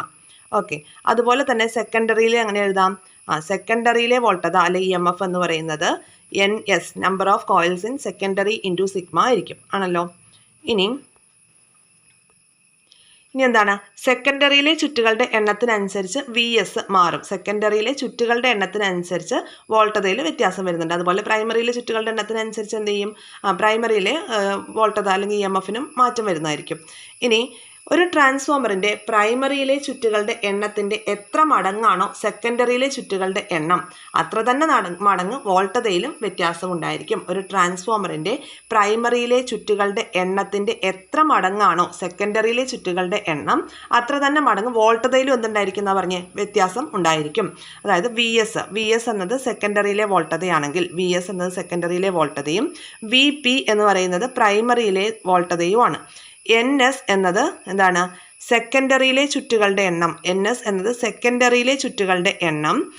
NP എന്ന് പറയുന്നത് പ്രൈമറിയിലെ ചുറ്റുകളുടെ എണ്ണവുമാണെങ്കിൽ എങ്ങനെ നമുക്കതിനെ എഴുതാനായിട്ട് സാധിക്കും, VS എന്നത് സെക്കൻഡറി വോൾട്ടത. V എന്ന് പറയുന്ന വോൾട്ടതയാണ് എപ്പോഴും കാണിക്കുന്നത്. ഓക്കെ, S എന്നുള്ളത് സെക്കൻഡറി. അപ്പോൾ VS എന്നുള്ളത് സെക്കൻഡറി കോയിലിലെ വോൾട്ടതയും അതുപോലെ തന്നെ NS എന്ന് പറയുന്നത് സെക്കൻഡറിയിലെ നമ്പർ ഓഫ് കോയിൽസിൻ്റെ എണ്ണവുമാണെന്നുണ്ടെങ്കിൽ VP എന്നത് എന്താണ്, പ്രൈമറി കോയിലിലെ വോൾട്ടതയും NP എന്ന് പറയുന്നത് പ്രൈമറിയിലെ നമ്പർ ഓഫ് കോയിൽസും ആണ്. അങ്ങനെയാണെങ്കിൽ ഒരു ട്രാൻസ്ഫോമറിൻ്റെ ചുറ്റുകളുടെ എണ്ണവും അതുപോലെ തന്നെ അതിൽ പ്രേരിതമാവുന്ന EMF, ഒരു ട്രാൻസ്ഫോമറിൻ്റെ ചുറ്റുകളുടെ എണ്ണവും അതിൽ പ്രേരിതമാവുന്ന EMFും തമ്മിലുള്ള ബന്ധം നമുക്ക് എങ്ങനെ എഴുതാമെന്നാണ് പറയുന്നത്. എങ്ങനെയാണ് എഴുതുന്നത്, VS/VP = NS/NP. VS/VP = NS/NP എന്ന രീതിയിൽ നമുക്ക് ഇതിനെ എഴുതാനായിട്ട് സാധിക്കും. ഇവിടെ സിഗ്മ എന്ന് പറയുന്നത് സെയിം ആണല്ലോ. അപ്പോൾ VS/VP = NS/NP എന്ന് നമുക്ക് എഴുതാനായിട്ട് സാധിക്കും. ക്ലിയർ ആയോ ഇത്രയും കാര്യങ്ങൾ? വോൾട്ടതയും കറണ്ടും ഒക്കെ നമുക്ക് അറിയാമെങ്കിൽ പവർ കാണാനുള്ളൊരു ഇക്വേഷൻ അത് ഓർത്ത് വെച്ചേക്കുക. P = V × I എന്നൊരു ഇക്വേഷൻ നമുക്ക് ആവശ്യമുണ്ട്. P = V × I. പവർ = വോൾട്ടത × കറണ്ട്. കറണ്ടിനെ I എന്ന ലെറ്റർ കൊണ്ടാണ് നമ്മൾ സൂചിപ്പിക്കുന്നത്. ഇനി ഒരു ട്രാൻസ്ഫോമറിൽ മറ്റ് ഊർജ്ജ നഷ്ടങ്ങൾ ഒന്നുമില്ലെങ്കിൽ പ്രൈമറിയിലെ പവറും സെക്കൻഡറിയിലെ പവറും തുല്യമായിരിക്കും. പവർ എന്താണ്, പവർ എന്ന് പറഞ്ഞാൽ വോൾട്ടത × കറണ്ടാണ്. ഇനി ഒരു ട്രാൻസ്ഫോമറിൽ മറ്റ് ഊർജ്ജ നഷ്ടങ്ങൾ ഒന്നും ഇല്ലാന്നുണ്ടെങ്കിൽ പ്രൈമറി കോയിലിലെ പവറും സെക്കൻഡറി കോയിലിലെ പവറും തുല്യമായിരിക്കും എന്നുള്ള പോയിന്റ് ഓർക്കണം. ഇനി അടുത്ത ഒരു ഭാഗം, ട്രാൻസ്ഫോമറിൻ്റെ പ്രൈമറിയിലെ വോൾട്ടത VPയും അതിലെ കറണ്ട് IP. ഓക്കെ, പ്രൈമറിയിലെ വോൾട്ടത VP തന്നിട്ടുണ്ട്. അതുപോലെ അതിലെ കറണ്ട് IP എന്ന് തന്നിട്ടുണ്ട്. അതുപോലെ സെക്കൻഡറിയിലെ വോൾട്ടത VS എന്ന് തന്നിട്ടുണ്ട്. സെക്കൻഡറിയിലെ കറണ്ട് IS എന്ന് തന്നിട്ടുണ്ട്. ആണെങ്കിൽ ഇവ തമ്മിൽ ബന്ധിപ്പിക്കുന്ന സൂത്രവാക്യം എഴുതുക. പ്രൈമറിയിലെ പവർ എത്രയാണ്? പവർ എന്ന് പറഞ്ഞാൽ P = V × I ആണെന്ന് നമുക്കറിയാം. V × I. ഇനി പ്രൈമറിയിലെ പവർ എന്ന് പറയുന്നത് നമുക്ക് എങ്ങനെ എഴുതാം? VP എന്ന് എഴുതാം. VP. ഓക്കെ, ഇനി കറണ്ടോ? Current IP. അപ്പോൾ ഇതാണല്ലോ പ്രൈമറിയിലെ പവർ എന്ന് പറയുന്നത്. വോൾട്ടത ഇൻറ്റു കറണ്ട് ആണ് പ്രൈമറിയിലെ വോൾട്ടത. ഇനി ഈ P ഇതെന്താണ്? ഇത് പ്രൈമറിയിലെ കറണ്ട്. ഇനി സെക്കൻഡറിയിൽ നമുക്ക് എങ്ങനെ എഴുതാം? VS × IS എന്ന് എഴുതാം. VS × IS ഇതാ ഇവിടെ തന്നിട്ടുണ്ട്. ഇനി നമുക്കിതിനെ എങ്ങനെ ഇക്വേറ്റ് ചെയ്യാം? IP/IS = VS/VP. അല്ലാന്നുണ്ടെങ്കിൽ VP × IP = VS × IS. ഈ രീതിയിൽ നമുക്ക് എഴുതാം. ഓക്കെ, അപ്പോൾ സ്റ്റെപ്പ് അപ്പ് ട്രാൻസ്ഫോമറിൻ്റെ സെക്കൻഡറി വോൾട്ടത കൂടുതലും കറണ്ട് കുറവായിരിക്കും. സ്റ്റെപ്പ് അപ്പ് ട്രാൻസ്ഫോമറിൽ സെക്കൻഡറി വോൾട്ടത എപ്പോഴും കൂടുതലും കറണ്ട് കുറവുമായിരിക്കും. എന്നാൽ സ്റ്റെപ്പ് ഡൗൺ ട്രാൻസ്ഫോമറിൽ എങ്ങനെയായിരിക്കും? നേരെ വിപരീതമായിരിക്കും. സ്റ്റെപ്പ് ഡൗൺ ട്രാൻസ്ഫോമറിൽ സെക്കൻഡറി വോൾട്ടത കുറവും കറണ്ട് കൂടുതലുമായിരിക്കും. സെക്കൻഡറി വോൾട്ടത കുറവും കറണ്ട് കൂടുതലുമായിരിക്കും. ഓക്കെ, ഇനി അടുത്തത് സെൽഫ് ഇൻഡക്ഷൻ ആണ്. സെൽഫ് ഇൻഡക്ഷൻ നമ്മൾ ഓൾറെഡി പറഞ്ഞു. മ്യൂച്വൽ ഇൻഡക്ഷനും സെൽഫ് ഇൻഡക്ഷനും എന്ന് പറയുന്നത് വൈദ്യുത കാന്തിക പ്രേരണത്തിൻ്റെ 2 ഫോംസ് ആണെന്ന്. ഇനി സെൽഫ് ഇൻഡക്ഷൻ എന്ന് പറയുമ്പോൾ എന്താണ്? ഒരു സോളിനോയിഡിലൂടെ AC കടന്നു പോകുമ്പോൾ ചുറ്റും മാറിക്കൊണ്ടിരിക്കുന്ന ഒരു കാന്തിക മണ്ഡലം ഉണ്ടാകുന്നു. ഒരു സോളിനോയിഡിലൂടെ AC കടന്നു പോകുമ്പോൾ ചുറ്റും മാറിക്കൊണ്ടിരിക്കുന്ന ഒരു കാന്തിക മണ്ഡലം ഉണ്ടാകുന്നു. ഇതിൻ്റെ ഫലമായിട്ട് ഇതേ സോളിനോയിഡിൽ ഒരു പ്രേരിത EMF ഉണ്ടാകും. ഓക്കെ, വൈദ്യുതി കടന്നു പോകുന്നു, അവിടെ ഒരു കാന്തിക മണ്ഡലം ഉണ്ടാകുന്നു, അവിടെ എന്തുണ്ടാവും? ഒരു പ്രേരിത EMF ഉണ്ടാകുന്നു. ഈ പ്രേരിത EMF സർക്യൂട്ടിൽ പ്രയോഗിച്ച EMFന് വിപരീത ദിശയിലായിരിക്കും. അതിനാൽ ഇത് ബാക്ക് EMF എന്നാണ് അറിയപ്പെടുന്നത്. ബാക്ക് EMF ആണ്. ഓക്കെ, എങ്ങനെയാണ് ബാക്ക് EMF ഉണ്ടാവുന്നത്? സോളിനോയിഡിലൂടെ AC കടന്നു പോകുമ്പോൾ അതിന് ചുറ്റും മാറിക്കൊണ്ടിരിക്കുന്ന ഒരു കാന്തിക മണ്ഡലം ഉണ്ടാവും. അതിൻ്റെ റിസൾട്ടായിട്ടൊരു പ്രേരിത EMF ഉണ്ടായിരിക്കും. അപ്പോൾ ഈ പ്രേരിത EMF സർക്യൂട്ടിൽ പ്രയോഗിച്ച EMFന് വിപരീത ദിശയിലാണെങ്കിൽ ഇതിനെ ബാക്ക് EMF എന്നാണ് പറയുന്നത്. Back EMF. ഈ EMF സർക്യൂട്ടിലെ സഫല വോൾട്ടത കുറയ്ക്കുകയും ചെയ്യും. ബാക്ക് EMF എന്ത് ചെയ്യും? സർക്യൂട്ടിലെ സഫല വോൾട്ടത കുറയ്ക്കുകയും ചെയ്യും എന്ന പോയിന്റ് ഓർത്ത് വയ്ക്കുക. ഓക്കെ, അത് ഇനി ഇവിടുത്തെ ഒരു ഡെഫിനേഷൻ തന്നിട്ടുണ്ട്, നോക്കാം. ബാക്ക് EMFൻ്റെ ഒരു സോളിനോയിഡിൽ വൈദ്യുതി പ്രവഹിക്കുമ്പോഴുണ്ടാവുന്ന ഫ്ലക്സ് വ്യതിയാനം, മാഗ്നറ്റിക് ഫീൽഡിലുള്ള വ്യതിയാനം, അതേ ചാലകത്തിൽ വൈദ്യുത പ്രവാഹത്തെ എതിർക്കുന്ന ദിശയിൽ ഒരു EMF ഉണ്ടാക്കുന്നു. ഈ പ്രതിഭാസത്തെയാണ് എന്ത് പറയുന്നത്? സെൽഫ് ഇൻഡക്ഷൻ എന്ന് പറയുന്നത്. ഓക്കെ, ഇനി മ്യൂച്വൽ ഇൻഡക്ഷൻ ആകുമ്പോൾ അവിടെ 2 സോളിനോഡ് വെച്ചിട്ടാണ് ചെയ്യുന്നത് അല്ലേ? അപ്പോൾ സെൽഫ് ഇൻഡക്ഷൻ ആകുമ്പോൾ ഇവിടെ ഒറ്റ സോളിനോഡാണ്. അവിടെ എന്തുണ്ട്? ഒരു ബാക്ക് EMF ആണ് ക്രിയേറ്റ് ചെയ്യുന്നത്. ഒരു സോളിനോഡിൽ വൈദ്യുതി പ്രവഹിക്കുമ്പോഴുണ്ടായ ഫ്ലക്സിൻ്റെ വ്യതിയാനം അതേ ചാലകത്തിൽ വൈദ്യുത പ്രവാഹത്തെ എതിർക്കുന്ന ദിശയിൽ ഒരു EMF അല്ലെങ്കിൽ ഒരു ബാക്ക് EMF ക്രിയേറ്റ് ചെയ്യുന്നു. ഈ പ്രതിഭാസത്തെയാണ് സെൽഫ് ഇൻഡക്ഷനുമായി ബന്ധപ്പെട്ട EMF ഏത്? Back EMF. ഓർത്ത് വയ്ക്കുക. ഓക്കെ, ഇനി സെൽഫ് ഇൻഡക്ഷൻ്റെ ആ ഒരു തത്വത്തിൽ അടിസ്ഥാനത്തിൽ പ്രവർത്തിക്കുന്ന ഉപകരണമാണ് ഇൻഡക്റ്റർ. സെൽഫ് ഇൻഡക്ഷൻ്റെ അടിസ്ഥാനത്തിൽ പ്രവർത്തിക്കുന്ന ഉപകരണമാണ് ഇൻഡക്റ്റർ. ഓർത്ത് വെച്ചേക്കുക. സെൽഫ് ഇൻഡക്ഷൻ്റെ അടിസ്ഥാനത്തിൽ പ്രവർത്തിക്കുന്ന ഉപകരണമാണ് ഇൻഡക്റ്റർ എന്ന് പറയുന്നത്. ഇനി മ്യൂച്വൽ ഇൻഡക്ഷൻ ആണെങ്കിലോ ഏതായിരുന്നു? ട്രാൻസ്ഫോമർ ആയിരുന്നു. മ്യൂച്വൽ ഇൻഡക്ഷൻ അടിസ്ഥാനമാക്കി പ്രവർത്തിക്കുന്ന ഉപകരണം ട്രാൻസ്ഫോമർ ആണ്. സെൽഫ് ഇൻഡക്ഷൻ ആണെങ്കിൽ അത് ഇൻഡക്റ്റർ ആണ്. ഒരു സർക്യൂട്ട് ആദ്യം എന്താണ് ഇൻഡക്ടർ എന്ന് പരിചയപ്പെടുത്തുന്നുണ്ട്. സർപ്പിൾ ആകൃതിയിൽ ചുറ്റിയെടുത്ത കവചിത ചാലകമാണ്. ഒരു ഹെലിക്കൽ ഷേപ്പിലുള്ള ചാലകത്തെയാണ് ഇൻഡക്ടർ എന്ന് പറയുന്നത്. ഇതവിടെ അപ്പുറത്ത് നമുക്ക് ഇമേജ് കാണാം. അതിന് എങ്ങനെയാണ് അതിൻ്റെ റെപ്രസെൻറ്റേഷൻ വരുന്നത് എന്നുള്ള രീതിയിൽ. അപ്പോൾ നമുക്ക് തരുന്ന ഒരു പിക്ചറിൽ ഈ രീതിയിലാണ് റെപ്രസെൻറ്റേഷൻ ഉള്ളെങ്കിൽ അതെന്താണ്? ഇൻഡക്ടർ ആണെന്നുള്ളത് ഓർത്ത് വയ്ക്കുക. അപ്പോൾ സർപ്പിൾ ആകൃതിയിൽ ചുറ്റിയെടുത്ത കവചിത ചാലകമാണ് ഇൻഡക്റ്റർ. ഒരു സർക്യൂട്ടിലെ വൈദ്യുത പ്രവാഹത്തിലുണ്ടാകുന്ന മാറ്റങ്ങളെ എതിർക്കുന്ന കമ്പിച്ചുരുളുകളാണ് ഇൻഡക്ടറുകൾ. ഒരു സർക്യൂട്ടിലെ വൈദ്യുതി പ്രവാഹത്തിലുണ്ടാകുന്ന മാറ്റങ്ങളെ എതിർക്കുന്ന കമ്പിച്ചുരുളുകളെ ഇൻഡക്ടറുകൾ എന്ന് പറയാം. AC സർക്യൂട്ടിൽ പവർ നഷ്ടം കൂടാതെ വൈദ്യുത പ്രവാഹം ആവശ്യാനുസരണം കുറയ്ക്കുന്നതിന് ഇൻഡക്ടർ ഉപയോഗിക്കാം. ഇമ്പോർട്ടൻ്റ് ആണ്. AC സർക്യൂട്ടിൽ പവർ നഷ്ടം വരാതെ വൈദ്യുത പ്രവാഹം ആവശ്യാനുസരണം കുറയ്ക്കുന്നതിന് വേണ്ടിയിട്ട് ഇൻഡക്ടർ നമുക്ക് യൂസ് ചെയ്യാം. ഇനി ജനറേറ്റർ, ട്രാൻസ്ഫോമർ, ഇൻഡക്ടർ, എന്നിവയെല്ലാം വൈദ്യുതകാന്തിക പ്രേരണ തത്വവുമായി ബന്ധപ്പെട്ട് പ്രവർത്തിക്കുന്നതാണ്. ഓക്കെ, അപ്പോൾ അതാണ് ജനറേറ്റർ, ട്രാൻസ്ഫോമർ, ഇൻഡക്ടർ എന്നിവയെല്ലാം വൈദ്യുതകാന്തിക പ്രേരണ തത്വവുമായി ബന്ധപ്പെട്ട് പ്രവർത്തിക്കുന്നതാണ്. അതേപോലെ വൈദ്യുതകാന്തിക പ്രേരണ തത്വത്തിൻ്റെ അടിസ്ഥാനത്തിൽ പ്രവർത്തിക്കുന്ന മറ്റൊരു ഉപകരണമാണ് ചലിക്കും ചുരുൾ മൈക്രോഫോൺ. ചലിക്കും ചുരുൾ മൈക്രോഫോൺ. ഓക്കെ, നമ്മൾ കഴിഞ്ഞ ദിവസം ചലിക്കും ചുരുൾ ലൗഡ് സ്പീക്കർ പഠിച്ചില്ലേ കഴിഞ്ഞ ചാപ്റ്ററിൽ? ഇത് ചലിക്കും ചുരുൾ മൈക്രോഫോൺ ആണ്, മൂവിങ് കോയിൽ മൈക്രോഫോൺ. ഇനി നമുക്കതൊന്ന് നോക്കാം. ചലിക്കും ചുരുൾ microphone or moving coil microphone. ഇതിൻ്റെ ഒരു പിക്ചർ നമുക്കിവിടെ തന്നിട്ടുണ്ട്. അതിൽ ഡയഫ്രം ഉണ്ട്, സ്ഥിരകാന്തം ഉണ്ട്, വോയിസ് കോയിൽ ഉണ്ട്. ശബ്ദ തരംഗങ്ങളെ വൈദ്യുത സിഗ്നലുകളാക്കി മാറ്റാണ്. അപ്പോൾ എങ്ങനെയാണ് അത് പ്രവർത്തിക്കുന്നത്? അതിൻ്റെ പ്രവർത്തനം എങ്ങനെയാണെന്ന് ആദ്യം നോക്കാം. കാന്തിക മണ്ഡലത്തിൽ സ്ഥിതി ചെയ്യുന്ന വോയിസ് കോയിൽ. കാന്തിക മണ്ഡലത്തിൽ സ്ഥിതി ചെയ്യുന്ന വോയിസ് കോയിൽ അതിനോട് ബന്ധിച്ചിരിക്കുന്ന ഡയഫ്രത്തിൽ പതിക്കുന്ന ശബ്ദ തരംഗങ്ങൾക്ക് അനുസൃതമായി കമ്പനം ചെയ്യുന്നു. ഇതിൻ്റെ ഫലമായിട്ട് വോയിസ് കോയിൽ ശബ്ദത്തിന് അനുസൃതമായ വൈദ്യുതി സിഗ്നലുകൾ ഉണ്ടാക്കുന്നു. മൈക്രോഫോണിൽ യാന്ത്രികോർജം വൈദ്യുതോർജമായി മാറുന്നു. ഈ ഒരു ചോദ്യം ഇമ്പോർട്ടൻ്റ് ആണ്. മൈക്രോഫോണിലെ ഊർജ്ജമാറ്റം വൈദ്യുതോർജ്ജമായി കൺവേർട്ട് ചെയ്യുന്നത് ഏതാണ്? യാന്ത്രികോർജ്ജത്തെ വൈദ്യുതോർജ്ജമായി മാറ്റുകയാണ് മൈക്രോഫോണിൽ ചെയ്യുന്നത്. അപ്പോൾ ഈ ഒരു മൈക്രോഫോണിൻ്റെ സെറ്റപ്പ് എന്ന് പറഞ്ഞാൽ കണ്ടോ നിങ്ങൾ? ചെറിയൊരു സിമ്പിളായിട്ടുള്ളൊരു സെറ്റപ്പാണ്. അതിലെന്തൊക്കെയുണ്ട്? ഡയഫ്രം ഉണ്ട്, സ്ഥിരകാന്തം ഉണ്ട്, വോയിസ് കോയിലുണ്ട്. അപ്പോൾ ഇവിടെ ഒരു സ്ഥിരകാന്തം ഉണ്ട് എന്നുള്ളത് കൊണ്ട് ഇവിടെ ഒരു കാന്തിക മണ്ഡലം എന്തായാലും ക്രിയേറ്റ് ചെയ്യും. അപ്പോൾ ഈ ഒരു കാന്തിക മണ്ഡലത്തിലാണ് എന്ത് ചെയ്യുന്നത്? ഈ ഒരു വോയിസ് കോയിൽ സ്ഥിതി ചെയ്യുന്നത്. നിങ്ങൾ കണ്ട ചിത്രത്തിൽ കാന്തിക മണ്ഡലത്തിലാണ് വോയിസ് കോയിൽ സ്ഥിതി ചെയ്യുന്നത്. അപ്പോൾ അതിനോട് ബന്ധിപ്പിച്ച് വെച്ചിരിക്കുകയാണ് ഈ ഡയഫ്രം. ഓക്കെ, കണ്ടല്ലോ, ഇമേജിൽ കൃത്യമായിട്ട് കാണാം. ഓക്കെ, അപ്പോൾ ഈ വോയിസ് കോയിലുമായിട്ട് കണക്റ്റഡ് ആയിട്ടുള്ള ഭാഗമാണ് ഡയഫ്രം. ഡയഫ്രത്തിൽ പതിക്കുന്ന ശബ്ദതരംഗങ്ങൾ വന്ന് എവിടെയാണ് പതിക്കുന്നത്? ഈ ഒരു ഡയഫ്രത്തിലേക്ക് പതിക്കുകയാണ്. അപ്പോൾ ഇതിൻ്റെ ഫലമായിട്ട് വോയിസ് കോയിൽ എന്ത് ചെയ്യും? വോയിസ് കോയിൽ വൈദ്യുത സിഗ്നലുകളാണ് ഉണ്ടാക്കുന്നത്. ഇതിൻ്റെ ഫലമായിട്ട് വോയിസ് കോയിൽ ശബ്ദത്തിന് അനുസൃതമായ വൈദ്യുത സിഗ്നലുകൾ ഉണ്ടാക്കുകയും മൈക്രോഫോണിൽ യാന്ത്രികോർജ്ജത്തെ വൈദ്യുതോർജ്ജമാക്കി മാറ്റുകയും ചെയ്യുന്നു. ഒന്നുകൂടി പറയാം. കാന്തിക മണ്ഡലത്തിൽ സ്ഥിതി ചെയ്യുന്ന വോയിസ് കോയിൽ കാന്തിക മണ്ഡലം, ഈ ഒരു റെഡും ബ്ലൂവും കാണിച്ചിരിക്കുന്നത് കാന്തമാണ്. ആ ഒരു കാന്തിക മണ്ഡലത്തിൽ സ്ഥിതി ചെയ്യുന്ന വോയിസ് കോയിൽ അതിനോടനുബന്ധിച്ച് വെച്ചിരിക്കുന്ന ഡയഫ്രം. അപ്പോൾ ഈ ഡയഫ്രത്തിലാണ് ശബ്ദതരംഗങ്ങൾ വന്ന് കമ്പനം ചെയ്യുന്നത്. അപ്പോൾ ഈ കമ്പനം ചെയ്യുന്ന ശബ്ദതരംഗങ്ങളുടെ ഫലമായിട്ട് വോയിസ് കോയിലിൽ എന്ത് ചെയ്യും? ഈ ശബ്ദത്തിന് അനുസൃതമായിട്ടുള്ള വൈദ്യുത സിഗ്നലുകൾ ഉണ്ടാവുന്നു. അതനുസരിച്ച് മൈക്രോഫോണിൽ യാന്ത്രികോർജ്ജം വൈദ്യുതോർജ്ജമായിട്ട് മാറുകയാണ് ചെയ്യുന്നത്. ഇതാണെന്ത്?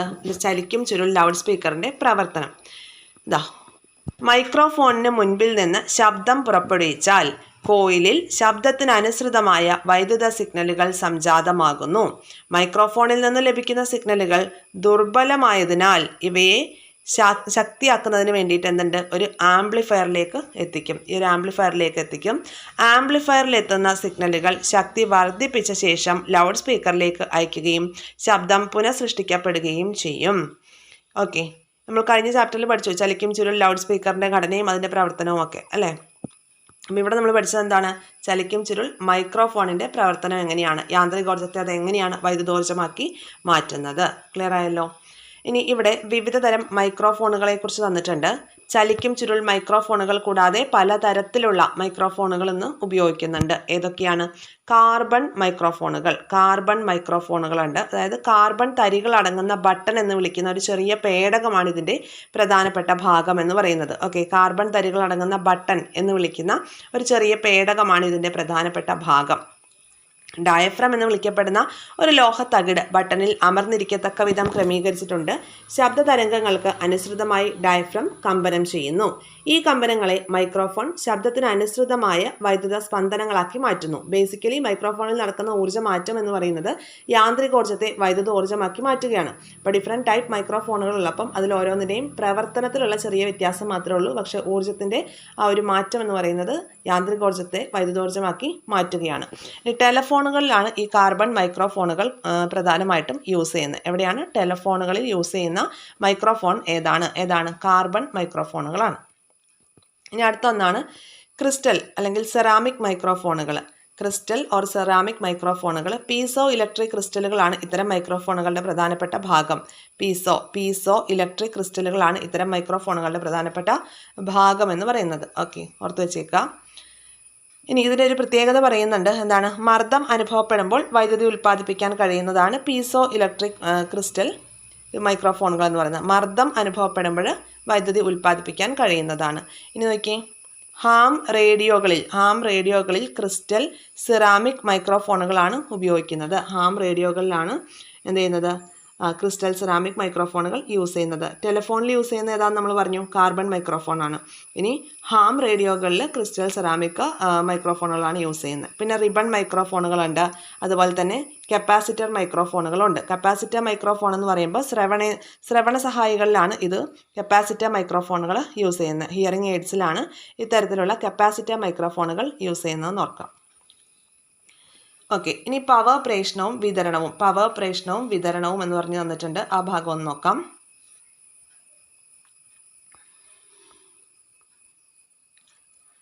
ഇനി വിതരണ ആവശ്യത്തിന് വേണ്ടിയിട്ട് വൻതോതിൽ വൈദ്യുതി ഉൽപ്പാദിപ്പിക്കുന്ന സ്ഥലങ്ങളാണ് പവർ സ്റ്റേഷനുകൾ. വിതരണ ആവശ്യത്തിന് വേണ്ടിയിട്ട് വൻതോതിൽ വൈദ്യുതി ഉൽപ്പാദിപ്പിക്കുന്ന സ്ഥലങ്ങളാണ് പവർ സ്റ്റേഷനുകൾ. പവർ സ്റ്റേഷൻ നമ്മൾ ഓൾറെഡി പഠിച്ചു അല്ലെ? ഇടുക്കി മൂലമറ്റത്തുള്ള പവർ സ്റ്റേഷനെ കുറിച്ചും ഹൈഡ്രോ ഇലക്ട്രിക് പവർ സ്റ്റേഷനെ കുറിച്ചൊക്കെ നമ്മൾ പഠിച്ചത് ഓർക്കുന്നോ?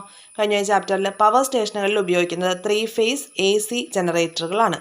3 ഫേസ് AC ജനറേറ്ററുകളാണ് പവർ സ്റ്റേഷനിൽ യൂസ് ചെയ്യുന്നത്. പവർ സ്റ്റേഷനിൽ ഉപയോഗിക്കുന്ന ജനറേറ്ററുകൾ ഏതാണ്? 3 ഫേസ് AC ജനറേറ്ററാണ്. ഓക്കെ, ഇനി 3 ഫേസ് ജനറേറ്ററിനെ കുറിച്ചും സിംഗിൾ ഫേസ് ജനറേറ്ററിനെ കുറിച്ചും ഇവിടെ പറയുന്നുണ്ട്, നോക്കാം. ഫീൽഡ് കാന്തത്തിൻ്റെ ധ്രുവങ്ങൾക്കിടയിൽ ഒരു സെറ്റ് കമ്പിച്ചുരുൾ മാത്രമുള്ള ജനറേറ്ററുകളാണ് സിംഗിൾ ഫേസ് ജനറേറ്ററുകൾ. ഫീൽഡ് കാന്തത്തിൻ്റെ ധ്രുവങ്ങൾക്കിടയിൽ ഒരു സെറ്റ് കമ്പിച്ചുരുൾ മാത്രമുള്ള ജനറേറ്ററുകളെ സിംഗിൾ ഫേസ് ജനറേറ്ററുകൾ എന്ന് പറയാം. ഇനി വൻതോതിൽ വൈദ്യുതി ഉൽപ്പാദിപ്പിക്കണമെങ്കിൽ 3 ഫേസ് ജനറേറ്ററാണ് ഉപയോഗിക്കുന്നത്. പവർ സ്റ്റേഷനിൽ എന്ത് ചെയ്യും? വൻതോതിലാണ് വൈദ്യുതി ഉൽപ്പാദിപ്പിക്കുന്നത്. അതുകൊണ്ടാണ് അവിടെ 3 ഫേസ് AC ജനറേറ്റർ യൂസ് ചെയ്യുന്നത്. ഇനി പവർ ജനറേറ്ററുകളിൽ ഫീൽഡ് കാന്തത്തിന് ചുറ്റുമായി 120 ഡിഗ്രി കോൺ വ്യത്യാസത്തിൽ സമാനമായ 3 ആർമേച്ചറുകൾ ഉണ്ടായിരിക്കും. പവർ ജനറേറ്ററുകളിൽ ഫീൽഡ് കാന്തത്തിന് ചുറ്റുമായി 120 ഡിഗ്രി കോൺ വ്യത്യാസത്തിൽ സമാനമായ 3 ആർമേച്ചറുകൾ ഉണ്ടായിരിക്കും. ഫീൽഡ് കാന്തം കറങ്ങുമ്പോൾ 3 ആർമേച്ചറുകളിലും ഒരേ സമയം 3 വ്യത്യസ്ത ഫേസിലുള്ള AC ഉൽപ്പാദിപ്പിക്കുന്നു. ഓരോ ആർമേച്ചറിലും ഏറ്റവും കൂടിയ EMFും ഏറ്റവും കുറഞ്ഞ EMFും ഉണ്ടാകുന്നത് പല സമയങ്ങളിലാണ്.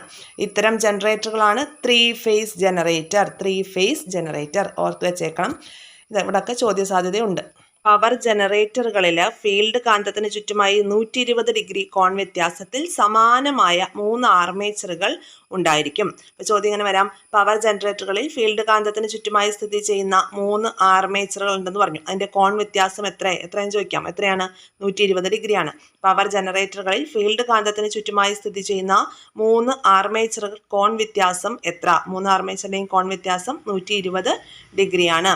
അതുപോലെ തന്നെ ഇവിടെ ഒരു ചോദ്യം ഉണ്ടായിരുന്നല്ലോ, 3 ഫേസ് ജനറേറ്റർ ഉപയോഗിക്കുന്നത് എവിടെയാണ്? പവർ സ്റ്റേഷനിലാണ്. അതുപോലെ 3 ഫേസ് AC ജനറേറ്ററിൻ്റെ ഫേസുകൾക്കിടയിൽ കോണീയ അളവെന്ന് പറയുന്നത് 120 ഡിഗ്രിയാണ്. പിന്നെ വൻതോതിൽ വൈദ്യുതി ഉൽപ്പാദിപ്പിക്കാൻ വേണ്ടി ഉപയോഗിക്കുന്ന ഏതാണ്? 3 ഫേസ് AC ജനറേറ്ററുകളാണ്. ഓർത്ത് വെച്ചേക്കണം. ഇനി അടുത്തത്, ഇന്ത്യയിലെ പവർ സ്റ്റേഷനുകളിൽ സാധാരണയായി 11 kVയിലാണ് വൈദ്യുതി ഉൽപ്പാദിപ്പിക്കുന്നത്. ഓർത്ത് വയ്ക്കുക. ഓക്കെ, ഇന്ത്യയിലെ പവർ സ്റ്റേഷനുകളിൽ സാധാരണയായി 11 kV ആണ്, കിലോ വാട്ടാണ് കേട്ടോ. കെയും സ്മോളിലും V ക്യാപിറ്റലുമാണ്. അപ്പോൾ 11 kVയിലാണ് വൈദ്യുതി ഉൽപ്പാദിപ്പിക്കുന്നത്. ഇനി ദൂരസ്ഥലങ്ങളിലേക്ക് പവർ പ്രേഷണം ചെയ്യുമ്പോൾ ചാലകത്തിൽ താപരൂപത്തിൽ ഊർജ നഷ്ടം ഉണ്ടാകും. ഇത് പ്രസരണ നഷ്ടം എന്നറിയപ്പെടുന്നു. പ്രസരണ നഷ്ടം എന്ന് പറഞ്ഞാൽ എന്താണ് പ്രസരണ നഷ്ടം?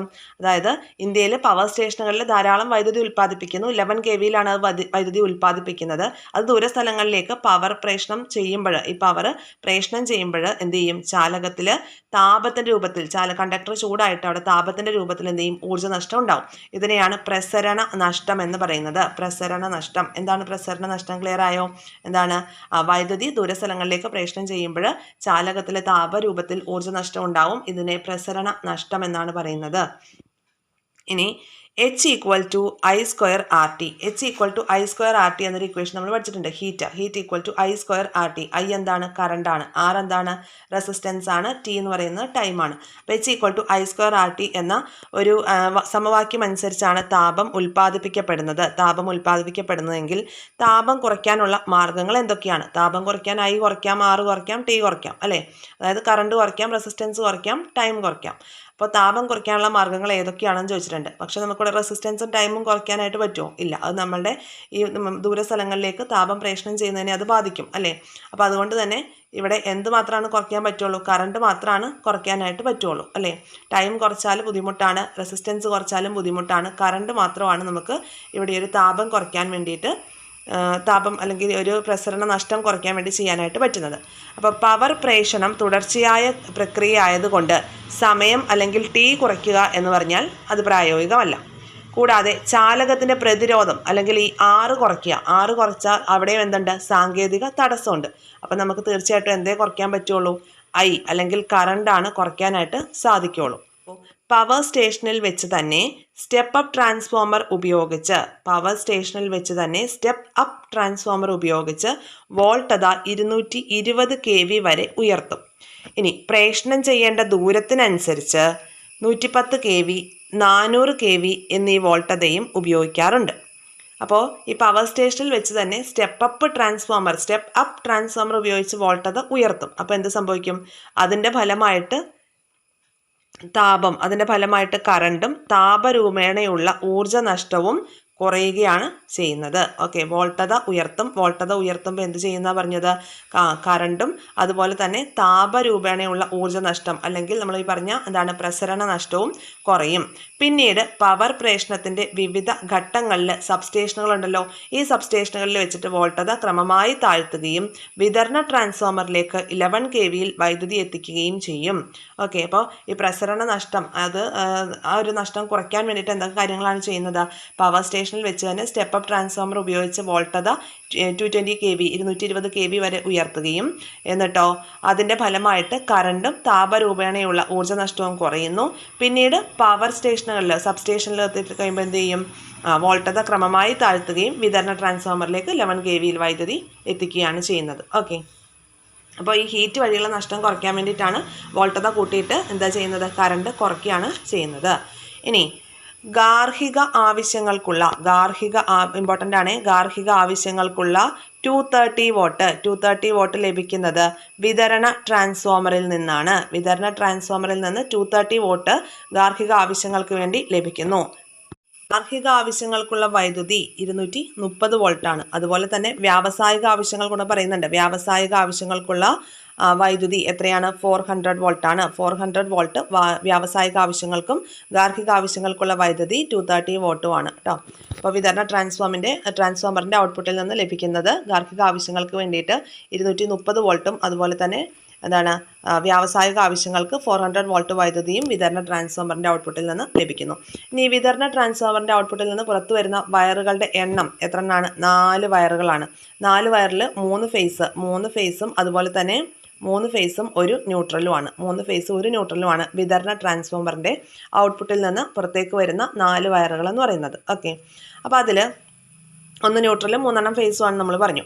ഇനി ഇവിടെ പറഞ്ഞിട്ടുള്ള എന്താണ്? ന്യൂട്രലിൻ്റെ പൊട്ടൻഷ്യൽ 0 ആയിരിക്കും. ന്യൂട്രലിലെ പൊട്ടൻഷ്യൽ എന്ന് പറയുന്നത് 0 ആയിരിക്കും. അതുപോലെ ഫേസിനും ന്യൂട്രലിനും ഇടയിൽ പൊട്ടൻഷ്യൽ വ്യത്യാസം 230 വോട്ട്. ഓക്കെ, ന്യൂട്രലിനും ഫേസിനും ഇടയിൽ പൊട്ടൻഷ്യൽ വ്യത്യാസം 230 വോൾട്ടാണ്. ഇനി 2 ഫേസുകൾക്കിടയിലാണെങ്കിൽ പൊട്ടൻഷ്യൽ വ്യത്യാസം 400 വാട്ടുമായിരിക്കും. അപ്പോൾ ഫേസും ന്യൂട്രലും ഇടയിൽ പൊട്ടൻഷ്യൽ വ്യത്യാസം 230 വോട്ട്. ഗാർഹിക ആവശ്യങ്ങൾക്ക് വേണ്ടി നമ്മൾ ഉപയോഗിക്കുന്നത് 230 വോട്ടാണ്. ഫേസിനും ന്യൂട്രലിനും ഇടയിൽ പൊട്ടൻഷ്യൽ വ്യത്യാസം 230 വോൾട്ട്. ഇനി 2 ഫേസുകൾക്കിടയിലെ പൊട്ടൻഷ്യൽ വ്യത്യാസം എത്രയാണ്? 2 ഫേസുകൾക്കിടയിലെ പൊട്ടൻഷ്യൽ വ്യത്യാസം 400 വോൾട്ടാണ്. അപ്പോൾ വ്യാവസായിക ആവശ്യങ്ങൾക്ക് ഉപയോഗിക്കുന്നത് 400 വോട്ട്. 2 ഫേസുകൾക്കിടയിലെ പൊട്ടൻഷ്യൽ വ്യത്യാസം 400 വോട്ട്. പിന്നെ വീടുകളിലൊക്കെ നമ്മൾ യൂസ് ചെയ്യുന്ന ഗാർഹിക ആവശ്യങ്ങൾക്ക് യൂസ് ചെയ്യുന്നത് 230 വോട്ട് AC കറണ്ട്, അല്ലേ? ഭാഗത്തെ ചോദ്യങ്ങളൊക്കെ ഇമ്പോർട്ടൻ്റ് ആണ്. വിതരണ ട്രാൻസ്ഫോമറിൻ്റെ ഔട്ട്പുട്ടിൽ നിന്ന് പുറത്തു വരുന്ന വയറുകളുടെ എണ്ണം എത്ര എണ്ണമാണ്? 4 എണ്ണമാണ്. അതിൽ 3 ഫേസും 1 ന്യൂട്രലുമാണ്. ന്യൂട്രലിലെ പൊട്ടൻഷ്യൽ എത്രയാണ്? 0 ആണ്. അതുപോലെ ഫേസ് ന്യൂട്രൽ എന്നിവയിലെ പൊട്ടൻഷ്യൽ വ്യത്യാസം, അതിൻ്റെ ഇടയ്ക്കുള്ള പൊട്ടൻഷ്യൽ വ്യത്യാസം 230 വോൾട്ടാണ്. അതുപോലെ തന്നെ 2 ഫേസുകൾക്കിടയിലെ പൊട്ടൻഷ്യൽ വ്യത്യാസം എത്രയാണ്? 400 വോൾട്ടാണ്. അതൊക്കെ ഓർത്ത് വെക്കണം. നമ്മൾ ഗാർഹിക ആവശ്യങ്ങൾക്ക് യൂസ് ചെയ്യുന്നത് 230 വോട്ടാണ്. ഓക്കെ, 230 വോട്ടാണ്. പിന്നെ നമ്മൾ പറഞ്ഞു പവർ സ്റ്റേഷനുകളിൽ നിന്ന് സാധാരണയായി ഉൽപ്പാദിപ്പിക്കുന്ന വൈദ്യുതി എന്ന് പറയുന്നത് 11 kV ആണ് അല്ലേ. 11 kV ഈക്വൽ ടു 11,000 വോൾട്ടാണ്. അതും കൂടി ഓർത്ത് വയ്ക്കുക. 11 kV ഈക്വൽ ടു 11,000 വോൾട്ടാണെന്നുള്ളതും കൂടി ഓർത്ത് വെച്ചേക്കുക. പിന്നെ പവർ ജനറേറ്ററുകളിൽ ഫീൽഡ് കാന്തത്തിന് ചുറ്റുമായി സ്ഥിതി ചെയ്യുന്ന 3 ആർമേച്ചർ, അതിലെ കോൺ വ്യത്യാസം എത്രയാണ്? 120 ഡിഗ്രിയാണ്. 120 ഡിഗ്രി. അപ്പോൾ ഇത്രയും കാര്യങ്ങളൊക്കെ ഈ ഭാഗത്ത് ഓർത്ത് വയ്ക്കുക. ഇനി ഒരു ചാപ്റ്ററിൽ ഗൃഹവൈദ്യുതീകരണം മുതൽ കുറച്ച് ഡീറ്റെയിൽ ആയിട്ട് ഇനിയും പഠിക്കാനുണ്ട്. അപ്പോൾ അത് നമുക്കൊരു അടുത്ത ക്ലാസ്സിലായിട്ട് ഇതിൻ്റെ പാർട്ട് 2 വീഡിയോ ആയിട്ട് ചെയ്യാം. ഓക്കെ, അപ്പോൾ ഇത്രയും കാര്യങ്ങളും കൊണ്ട് ഇന്നത്തെ ഒരു ക്ലാസ് നമുക്കിവിടെ അവസാനിപ്പിക്കുകയാണ് കേട്ടോ. അപ്പോൾ താങ്ക് യു ഓൾ. എല്ലാവരും ടെലഗ്രാം ചാനലിലേക്ക് ജോയിൻ ചെയ്യുക. റിവിഷൻ അവിടെയാണ് നടക്കുന്നത്. അതുപോലെ ഷെയർ ചെയ്ത് നിങ്ങളുടെ ഫ്രണ്ട് സർക്കിളിലേക്ക് കൂടി എത്തിക്കുക. അവരോടും ടെലഗ്രാം ചാനലിൽ ജോയിൻ ചെയ്യാനും റിവിഷൻ നന്നായിട്ട് യൂസ് ആക്കാനും പറയുക. ഇത്രയൊക്കെ കാര്യങ്ങളേ ഉള്ളൂ കേട്ടോ. Thank you all. ബൈ.